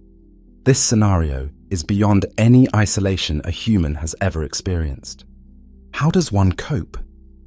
On Earth, we have cycles of day and night, weather, the rhythm of life, other living beings around. In deep space, there is no natural rhythm, except maybe the oscillations of your ship's systems or your own heartbeat. Time can blur. Eternal night can play tricks on your perception of time's passing. Without a sun rising and setting, an hour or a day becomes an abstraction you must impose artificially by clocks and routines. The psychological challenge would be immense. Loneliness and boredom could become overwhelming, even if one is surrounded by the wonder of the cosmos. There's a reason explorers throughout history often traveled in crews. Few venture completely alone for long periods, because isolation can weigh heavily on the human psyche. History offers glimpses. Adventurers in polar winters, submariners deep undersea, or test pilots on solo flights have reported distortions of time and mood swings in prolonged isolation and darkness. Centuries ago, Pascal, whom we quoted earlier, admitted that the infinite silent spaces terrified him. That fear is a deeply human response to confronting a vastness in which we seem so insignificant. An astronaut alone in intergalactic space might undergo phases of awe and inspiration, followed by waves of anxiety or even existential dread. One moment you might feel at one with the universe, a transcendent unity with this beautiful dark cosmos.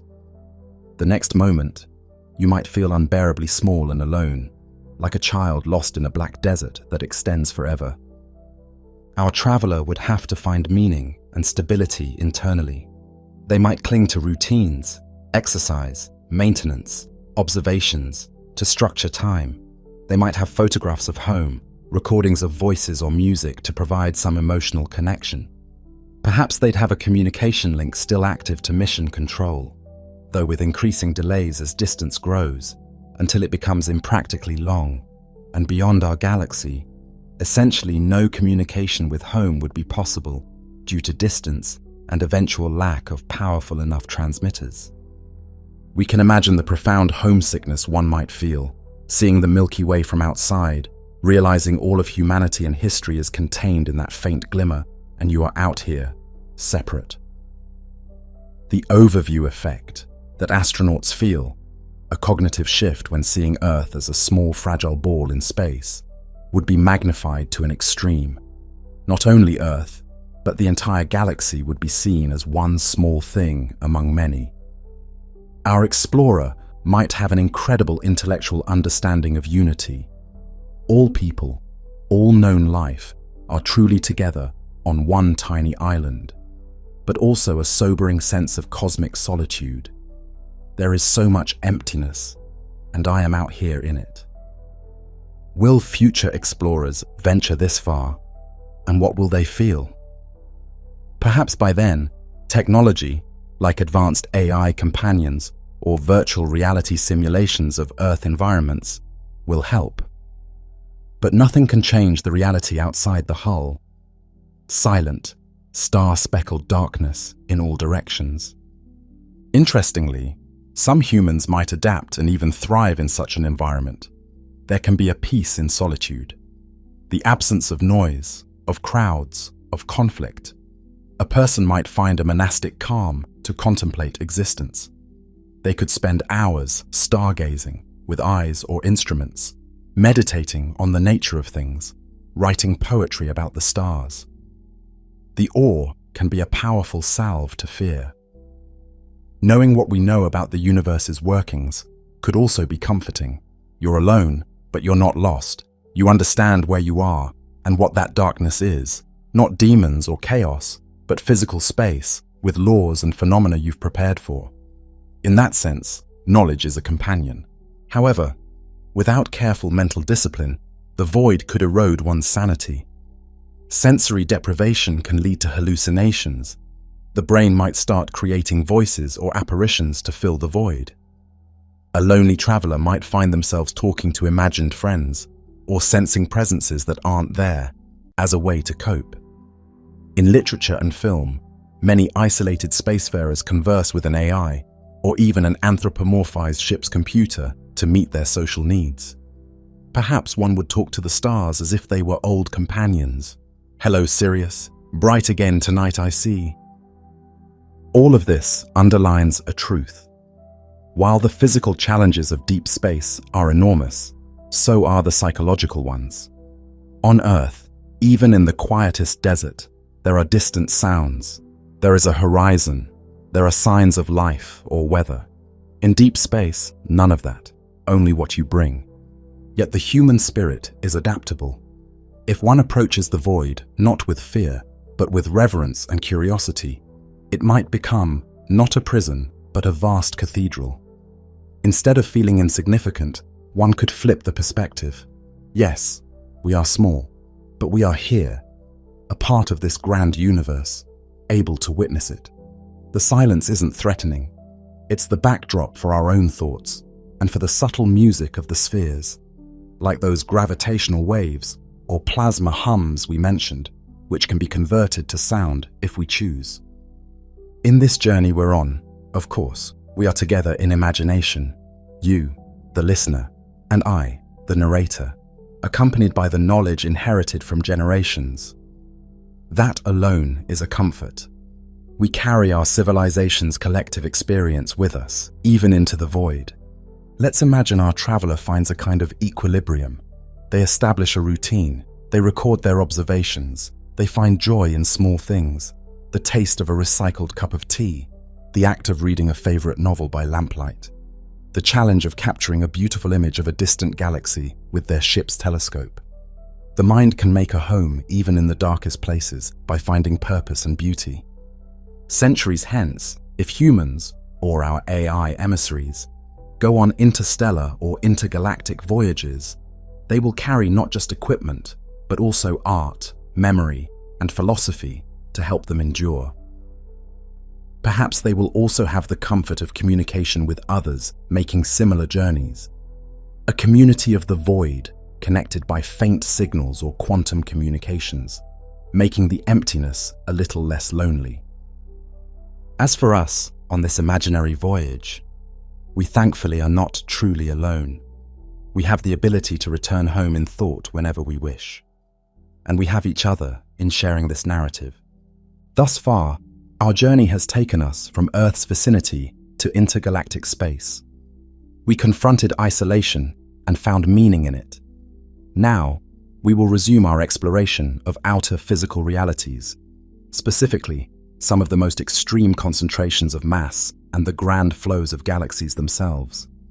Armed with both scientific insight and a mindful heart, we turn now to one of the universe's most formidable and enigmatic denizens, the black hole. And after that, we'll look at the Great Attractor, a gravitational mystery on the scale of superclusters, before contemplating the fate of the universe and finally our place in it all. Take a deep breath. Our ship's life support has plenty of air. The journey continues, ever deeper into the dark, now toward one of the darkest destinations possible. The black hole, a well of darkness. From the quiet emptiness of intergalactic space, we set course for one of the most mind-bending destinations in the universe, a black hole. Specifically, let's journey to an isolated black hole drifting far from any galaxy, a rogue black hole, perhaps the remnant of a star that was flung out of its galaxy, or the merger remnant of two black holes that got a gravitational kick. This way, we can encounter it in relative solitude, without the blinding chaos of infalling matter, and appreciate the pure darkness of its nature. As we approach the coordinates, initially, there is nothing to see. Black holes, by their very nature, emit no light of their own, unless actively feeding on matter, which produces light outside the horizon. Our first hint that we're closing in is gravitational. Our ship's trajectory starts to deviate as if pulled by an invisible mass. Also, the pattern of background stars ahead of us begins to distort. Stars seem to stretch into arcs or smears, as if we're looking through a fisheye lens. This is gravitational lensing again, but cranked to maximum.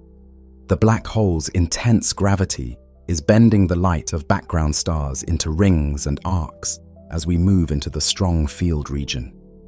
We still haven't seen the black hole itself, but we see its shadow, a round patch of apparent emptiness where it blots out background light completely. Around that patch, depending on our angle, we might observe a thin photon ring, light from background stars that skim just around the hole and get bent into a circular path toward our eyes, making a faint ring of light outlining the darkness. We draw closer, cautiously. We won't cross the critical boundary known as the event horizon, as that is a one-way trip. Up ahead lies the ultimate dark region, the black hole's event horizon, a spherical surface within which no event can affect the outside universe. It's not a physical surface, but a boundary in space. Cross it, and even light cannot escape. To our eyes, it appears as a pitch-black sphere silhouetted against whatever starlight is behind it.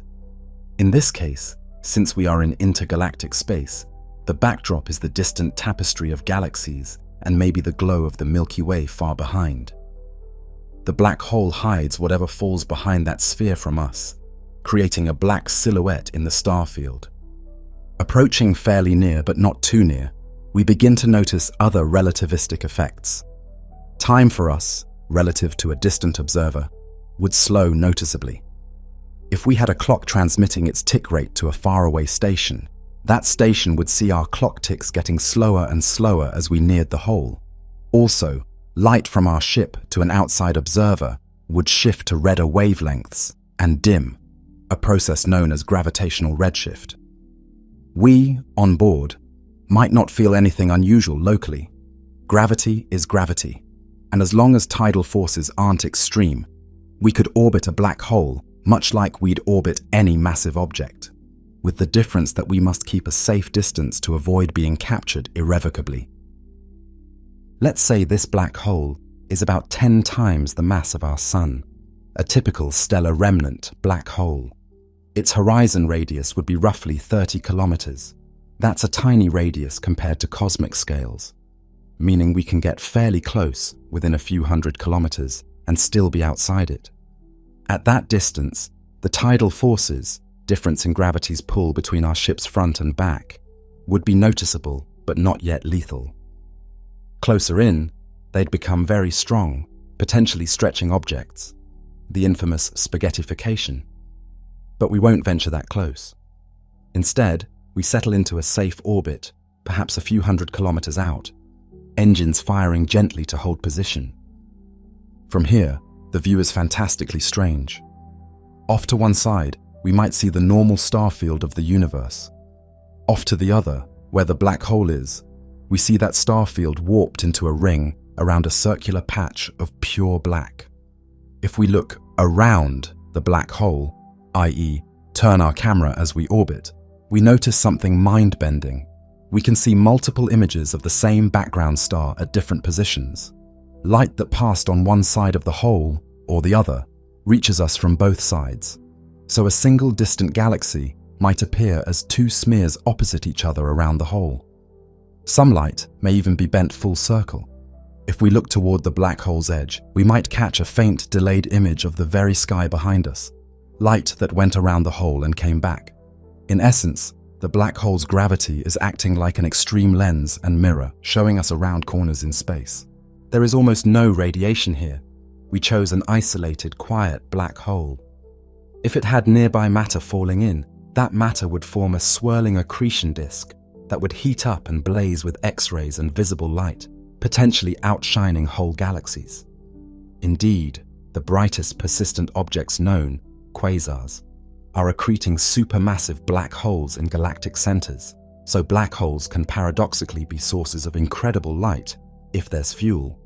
But our black hole has no such meal at the moment, which allows us to appreciate the black hole itself. We're witnessing one of the darkest phenomena in nature, in essentially its pure form. It's worth noting that in 2019, scientists produced the first actual image of a black hole's immediate vicinity, the one in galaxy M87, using radio telescopes. They saw a ring of emission surrounding the silhouette of the horizon, matching predictions of general relativity. In our case, we are getting a much closer, clearer view with our own eyes. It affirms what theory and that image told us.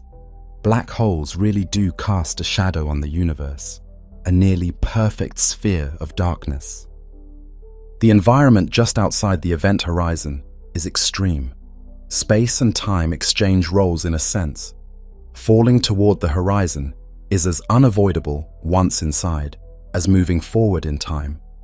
If we were to send a probe toward the horizon, we'd see it approach that invisible boundary and appear to slow down, redshift, and fade, asymptotically freezing near the edge from our view. It would never quite disappear, just become increasingly dim and red until it's effectively gone.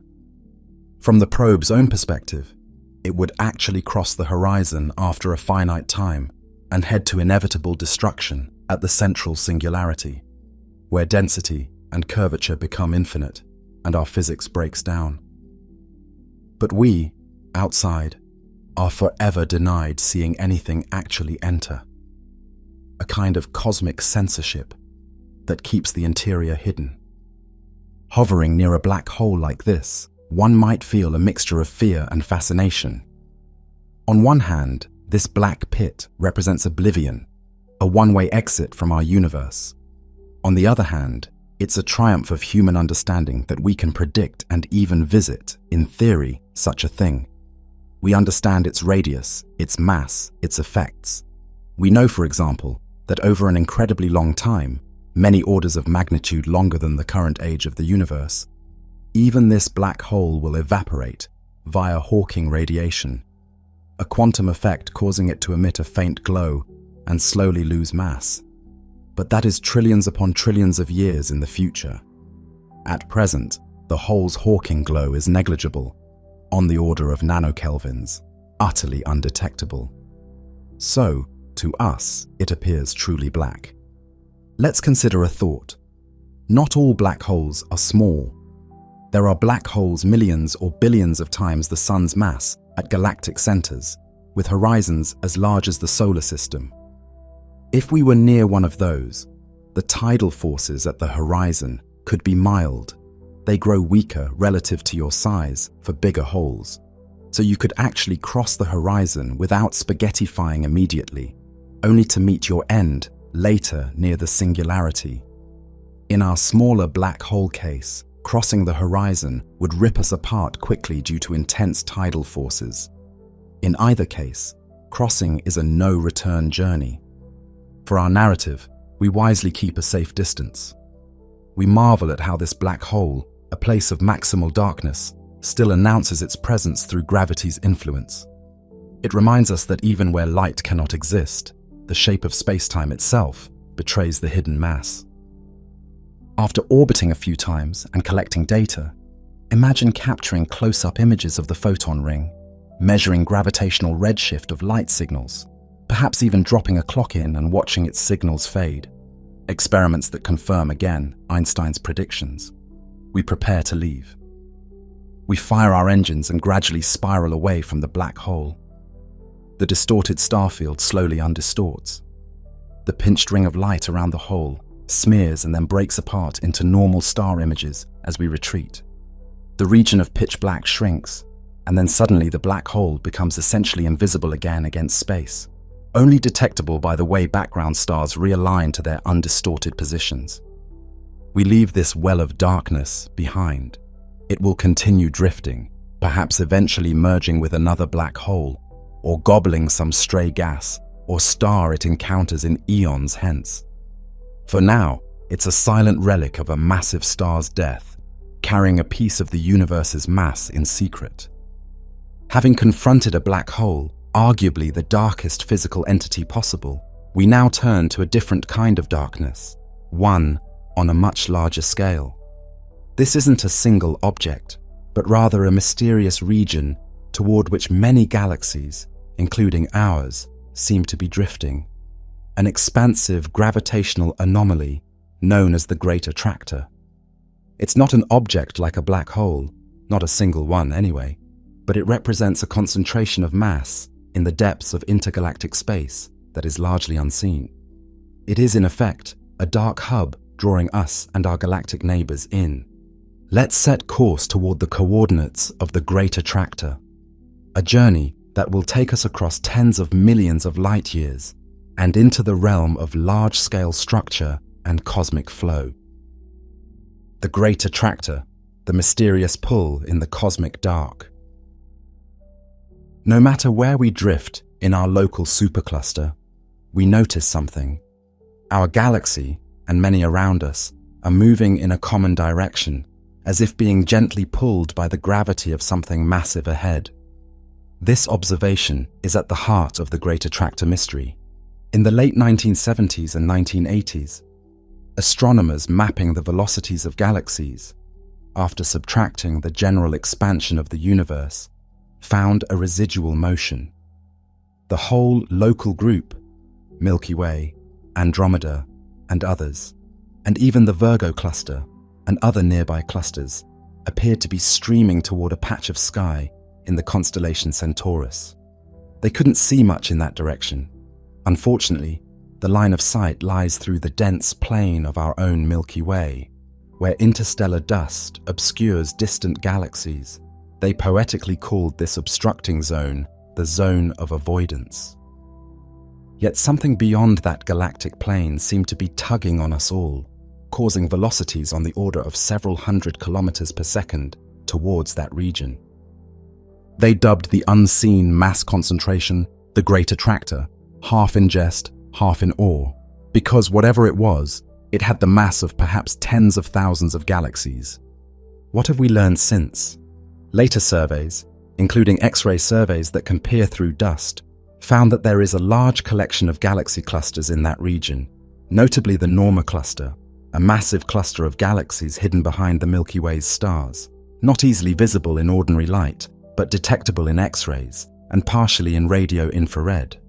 The combined mass of these clusters, plus their dark matter halos, accounts for a lot of the gravitational pull observed. In effect, the Great Attractor is not a single object, but a kind of gravitational valley in which our local supercluster, Laniakea, is situated, and towards whose center, the Norma cluster region, many groups and clusters, including Virgo and our local group, are flowing. It's as if we're all slowly sliding down the gentle slope of a very large gravitational hill. We, with our ship capable of traversing millions of light years in a reasonable time, imagination knows no bounds, decide to head toward this Great Attractor region to see what's there. As we travel tens of millions of light years, the Milky Way recedes into the distance behind us, joining the local group's other galaxies as just faint blurs. We enter a part of space more crowded with galaxies as we near the Great Attractor's region. We might pass through the fringe of the Hydra Centaurus supercluster. Gradually, ahead, we see more galaxies clustering together. This is the Norma cluster, Abel 3627, very rich in galaxies. The space between galaxies here is still mostly dark, but punctuated frequently by fuzzy ellipticals and spirals drifting relatively close to each other. This cluster is enveloped in a huge cloud of hot gas, which we know from X-ray observations. Though we can't see X-rays with our eyes, if we had X-ray vision, the cluster would appear as a ball of faintly glowing plasma at tens of millions of degrees, filling the cluster and outweighing all the stars in the galaxies. And that gas itself sits in an even larger ball of dark matter that we cannot see at all except by its gravitational effect. So, in approaching the Great Attractor, we find that it's not a single thing like a black hole or massive planet. It's a convergence zone. Our entire region of the universe is in the process of slowly coalescing here. Over billions of years, our local group and others might merge into this cluster's outskirts, unless the accelerating expansion halts that. More on that soon. Standing at this location, say, on the outskirts of the Norma cluster, what do we observe? The night sky would be rich with galaxies.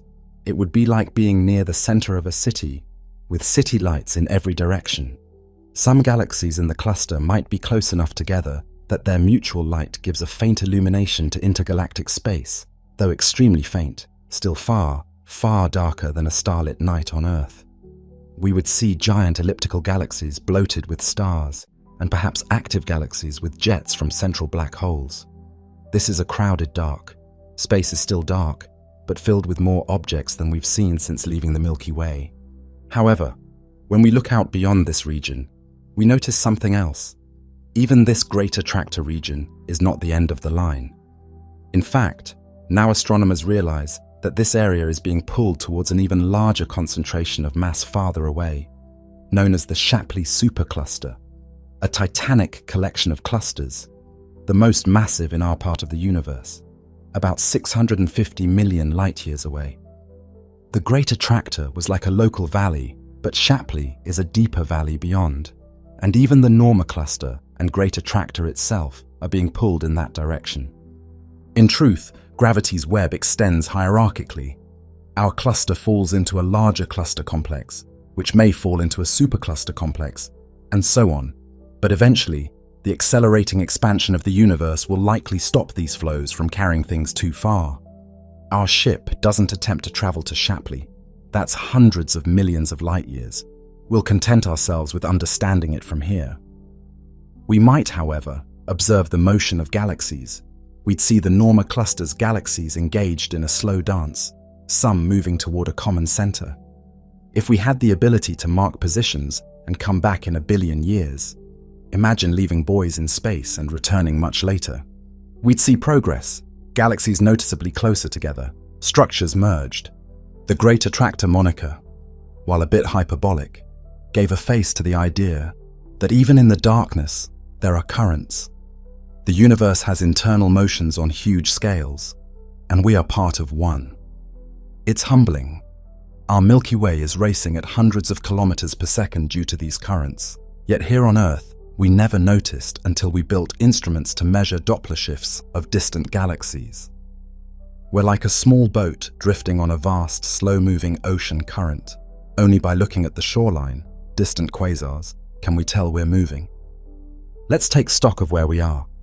We set out from Earth, left our solar system, passed through interstellar space, out of the galaxy, into intergalactic space, encountered a rogue planet, orbited a black hole, and now visited the heart of a massive cluster at the Great Attractor.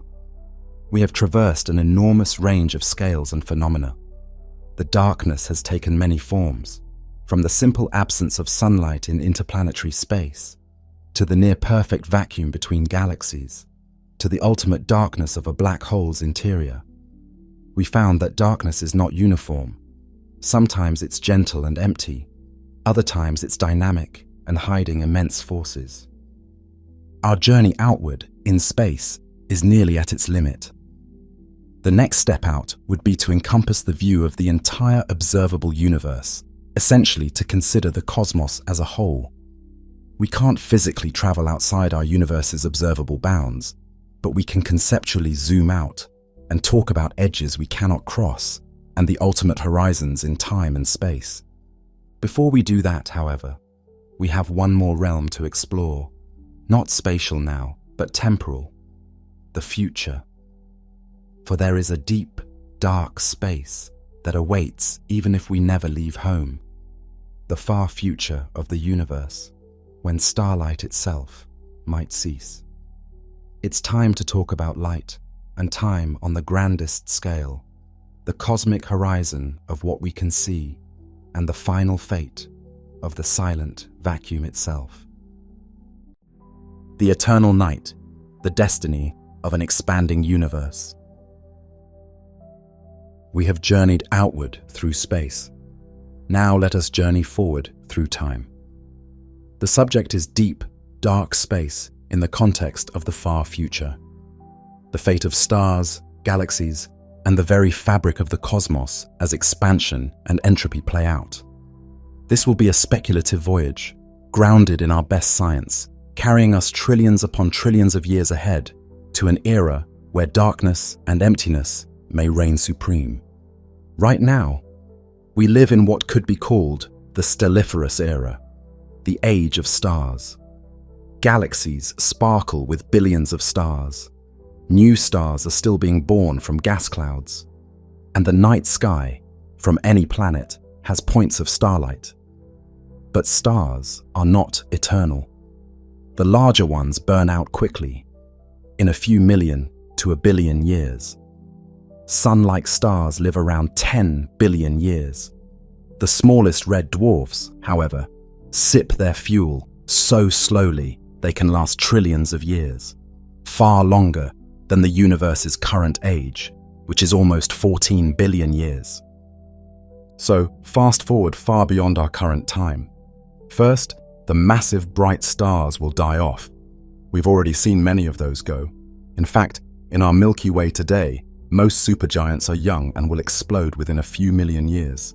In a few billion years, even sun-like stars, including our sun, will be ending their lives, swelling into red giants, then shedding into white dwarfs. But tiny red dwarfs will continue to burn their dim fires for a very long time. Imagine the universe at, say, 100 billion years from now, almost 10 times its current age. By then, most galaxies beyond our local group will have swept out of our observable range due to the accelerated expansion of space. The universe's expansion is carrying them away faster and faster. Future astronomers in our galaxy, or its merged remnant as the Milky Way is likely to merge with Andromeda long before that, might see an empty sky beyond their galaxy. No external galaxies visible because they've receded beyond the cosmic horizon. Only the galaxies of our local supercluster, now likely merged into one giant assemblage, would remain visible. The universe, from their perspective, would look static and lonely, a single island universe surrounded by infinite darkness. As time marches on, star formation in our giant merged galaxy will slow and eventually stop. The interstellar gas gets used up or locked in stellar remnants. The lights in the sky begin to go out one by one. In a few trillion years, the last new star will have formed. After that, it's a slow dusk on the universe. The existing stars, one by one, exhaust their fuel. the bright era of stars gives way to the degenerate era, dominated not by shining stars, but by stellar remnants, white dwarfs, cooling embers of sun-like stars, neutron stars, ultra-dense corpses of massive stars, and black holes. Also, planets that once orbited stars now find themselves wandering or clinging to cooling white dwarfs. The universe still has plenty of mass and objects, but almost none emit visible light. A white dwarf will glow from residual heat for many billions of years, gradually fading to become a black dwarf, a cold, dark sphere.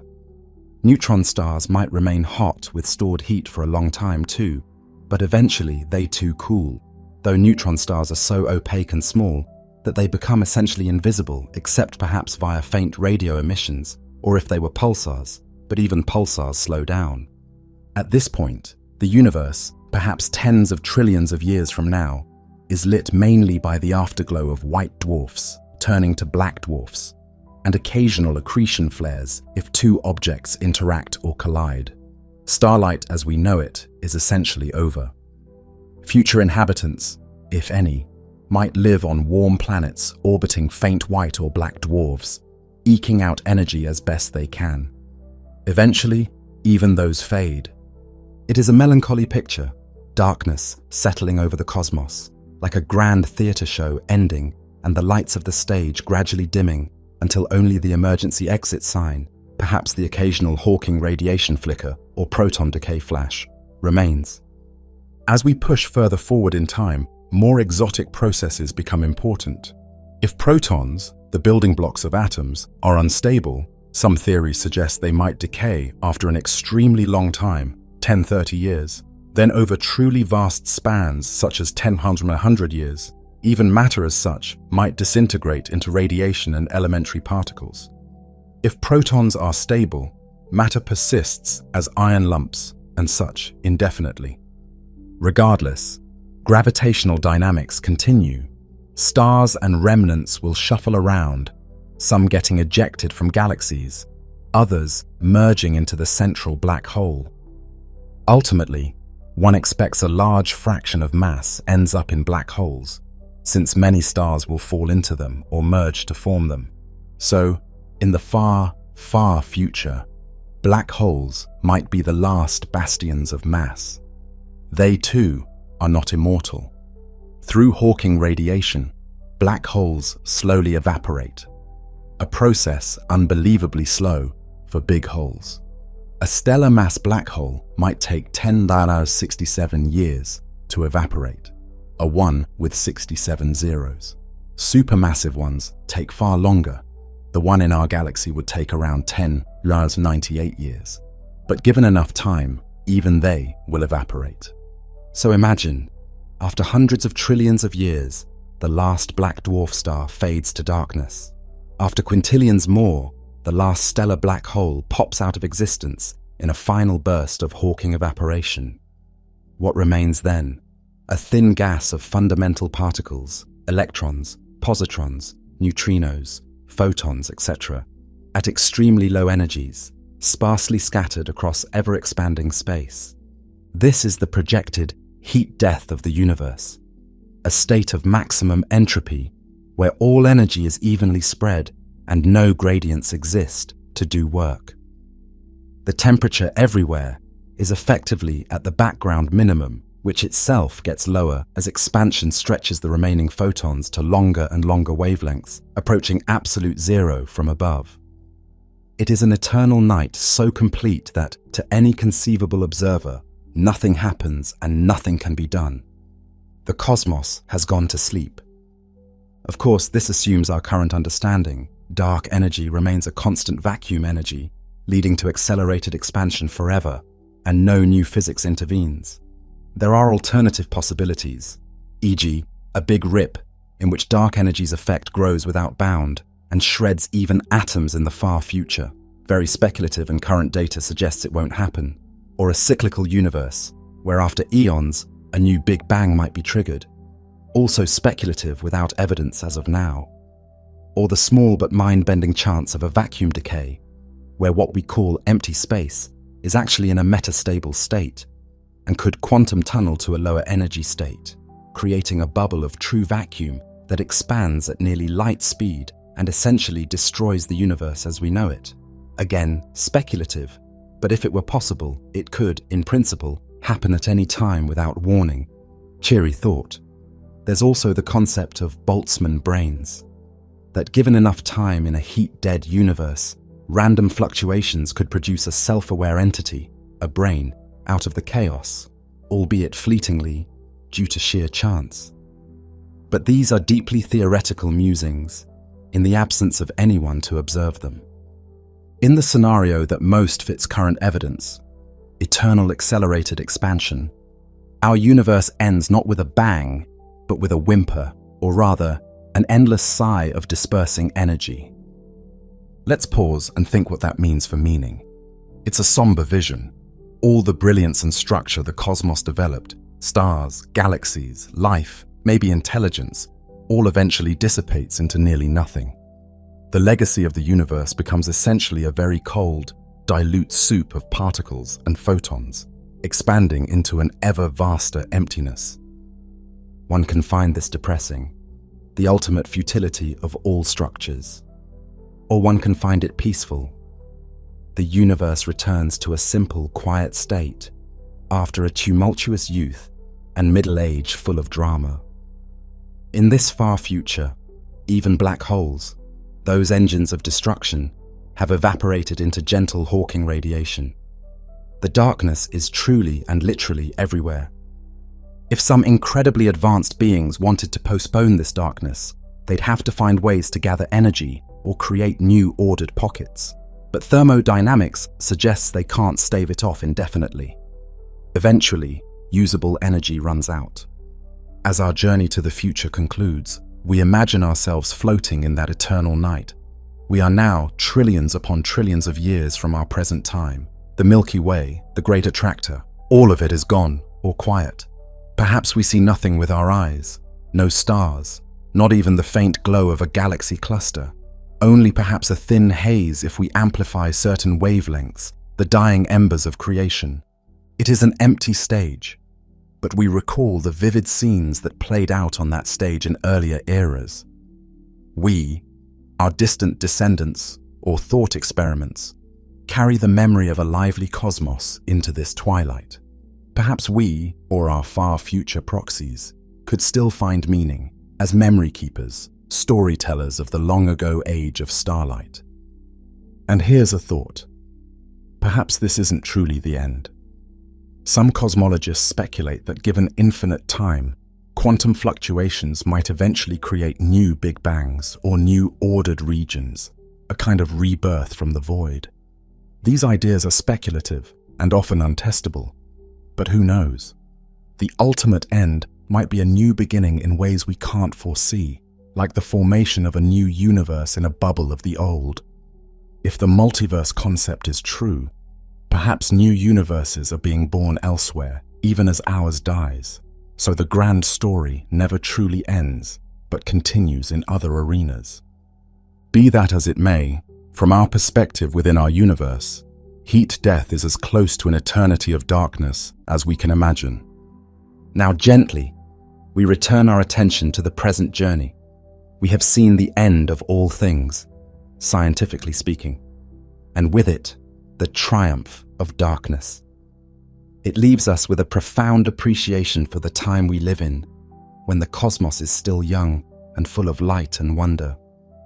We also realize something beautiful. Even as the universe heads toward darkness, we are here now, evolved in time to witness the pageant of galaxies and to understand what we're seeing.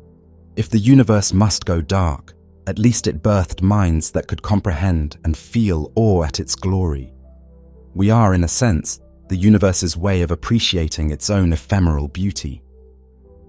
On that note, let's step back from the future and come back to our place in the dark. We've traversed space and time beyond all ordinary limits. It's time to reflect on what this means for us, floating on a small planet in the habitable zone of an ordinary star, a star that will one day die as well. With all this knowledge of the abyss, How do we feel about our fragile oasis of life and light? Epilogue, the meaning of nothing, finding light in the dark. We end our journey much as it began, in silence and darkness. But now the darkness is no longer merely an absence. It is rich with history, structure, and meaning we've layered onto it. We set out to explore deep, dark space, the vast, invisible, silent regions beyond planets, stars, and galaxies, and we found that each void held its own lessons. We learned that what seems empty is often full of invisible connections, fields, forces, and perhaps flickers of quantum potential. We saw that darkness frames light. Without the enormous gulf of dark space, the stars would not stand out, nor have room to shine or orbit. The void is what allows structure to exist, giving contrast and space for things to move and evolve. We also confronted the ultimate dark, the eventual night that may fall over the cosmos itself. Rather than despair, this knowledge can instill a kind of poignant appreciation. We live in the springtime of the universe, when stars still burn and galaxies swim in a sea of light. It is by cosmic standards a fleeting era. How precious then is a sunrise, a burst of starlight, the sparkle of a nebula? These commonplace wonders are, on the grand timeline, temporary gifts. Standing here on our metaphorical observation deck at the end of our travels, let's imagine looking back at our home one more time. Our planet Earth, that pale blue dot, suspended in a sunbeam, to quote Carl Sagan, is uniquely blessed with the light and warmth of a nearby star. Against the cold backdrop of infinite space, it is a haven of life. Recognizing this fills us with both humility and reverence. As Sagan noted, on that mote of dust is everyone and everything we care about. When set against the cosmic dark, that small bright world is all the more special. It underscores our responsibility to cherish and protect our island of light. At the same time, knowing the vastness beyond, we might feel less frightened by it and more connected. We are made of atoms forged in ancient starfire, scattered through interstellar space and gathered by gravity into living beings. Thus, even the darkness between the stars is kin to us, for it carries the ashes of dead stars that became the seeds of life. We are children of both the light and the dark. And consider, in all the silent dark we traversed, the one thing that persisted was our own consciousness observing it. In the ultimate heat-death scenario, if there were no observers, the silence would be truly absolute. But as long as there's someone or something to marvel, to understand, to know the universe, then the dark has meaning. In a way, through us, the universe is no longer silent. We give it a voice. We've done so in this very journey by narrating the secrets of space. We, tiny, temporary beings, have used our minds to illuminate billions of years and billions of light years, to unveil the hidden harmonies of the cosmos. The French philosopher Pascal, gazing at the night sky, shuddered at the eternal silence of these infinite spaces. Yes, the cosmic void can seem unbearably indifferent, but perhaps we need not be terrified if we carry our own flame of understanding. Where Pascal felt dread, we can feel a solemn awe. The darkness is vast and indifferent, but we are not indifferent.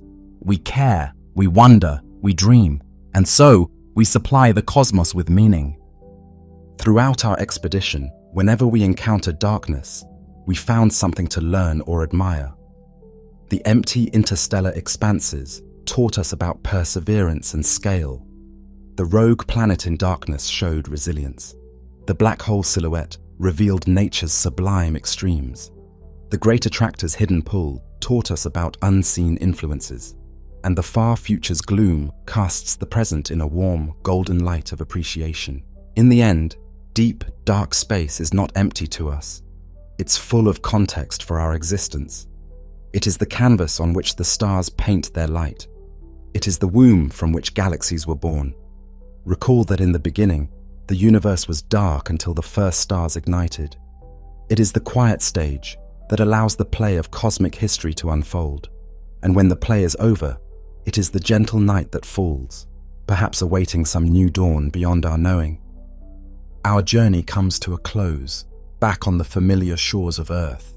Step outside on a clear night and look up. The sky may appear as a dark dome with scattered stars, but now you carry within you the stories hidden in that darkness. The silence up there is not frightening. It is profound. You might even feel a sense of companionship with the dark. It has been with us from the beginning and will be with the universe at the end, a constant backdrop to all of existence. As you gaze at the stars, remember that the very photons hitting your eyes may have traversed light years of dark space to get here. Think of what they witnessed, perhaps passing rogue planets, or skimming a black hole, or simply traveling for ages alone. And now, at the end of their long journey, those particles of light trigger an awareness in your mind. In that moment, you are the universe witnessing itself, the darkness delivering messages to a conscious spark. In the quiet after this narration ends, we are left with a feeling, difficult to name, a mixture of wonder, humility, and connectedness. The deep, dark space that seemed so forbidding at first has revealed its treasures to us. It has also reflected us back at ourselves, showing how precious the fragile light of life is against the vast dark. Our voyage through the emptiness has thus been, in truth, a journey inward as much as outward. We set out to find what lies in the dark. We return with a clearer sense of who we are and how we fit into this beautiful, immense, and silently eloquent universe.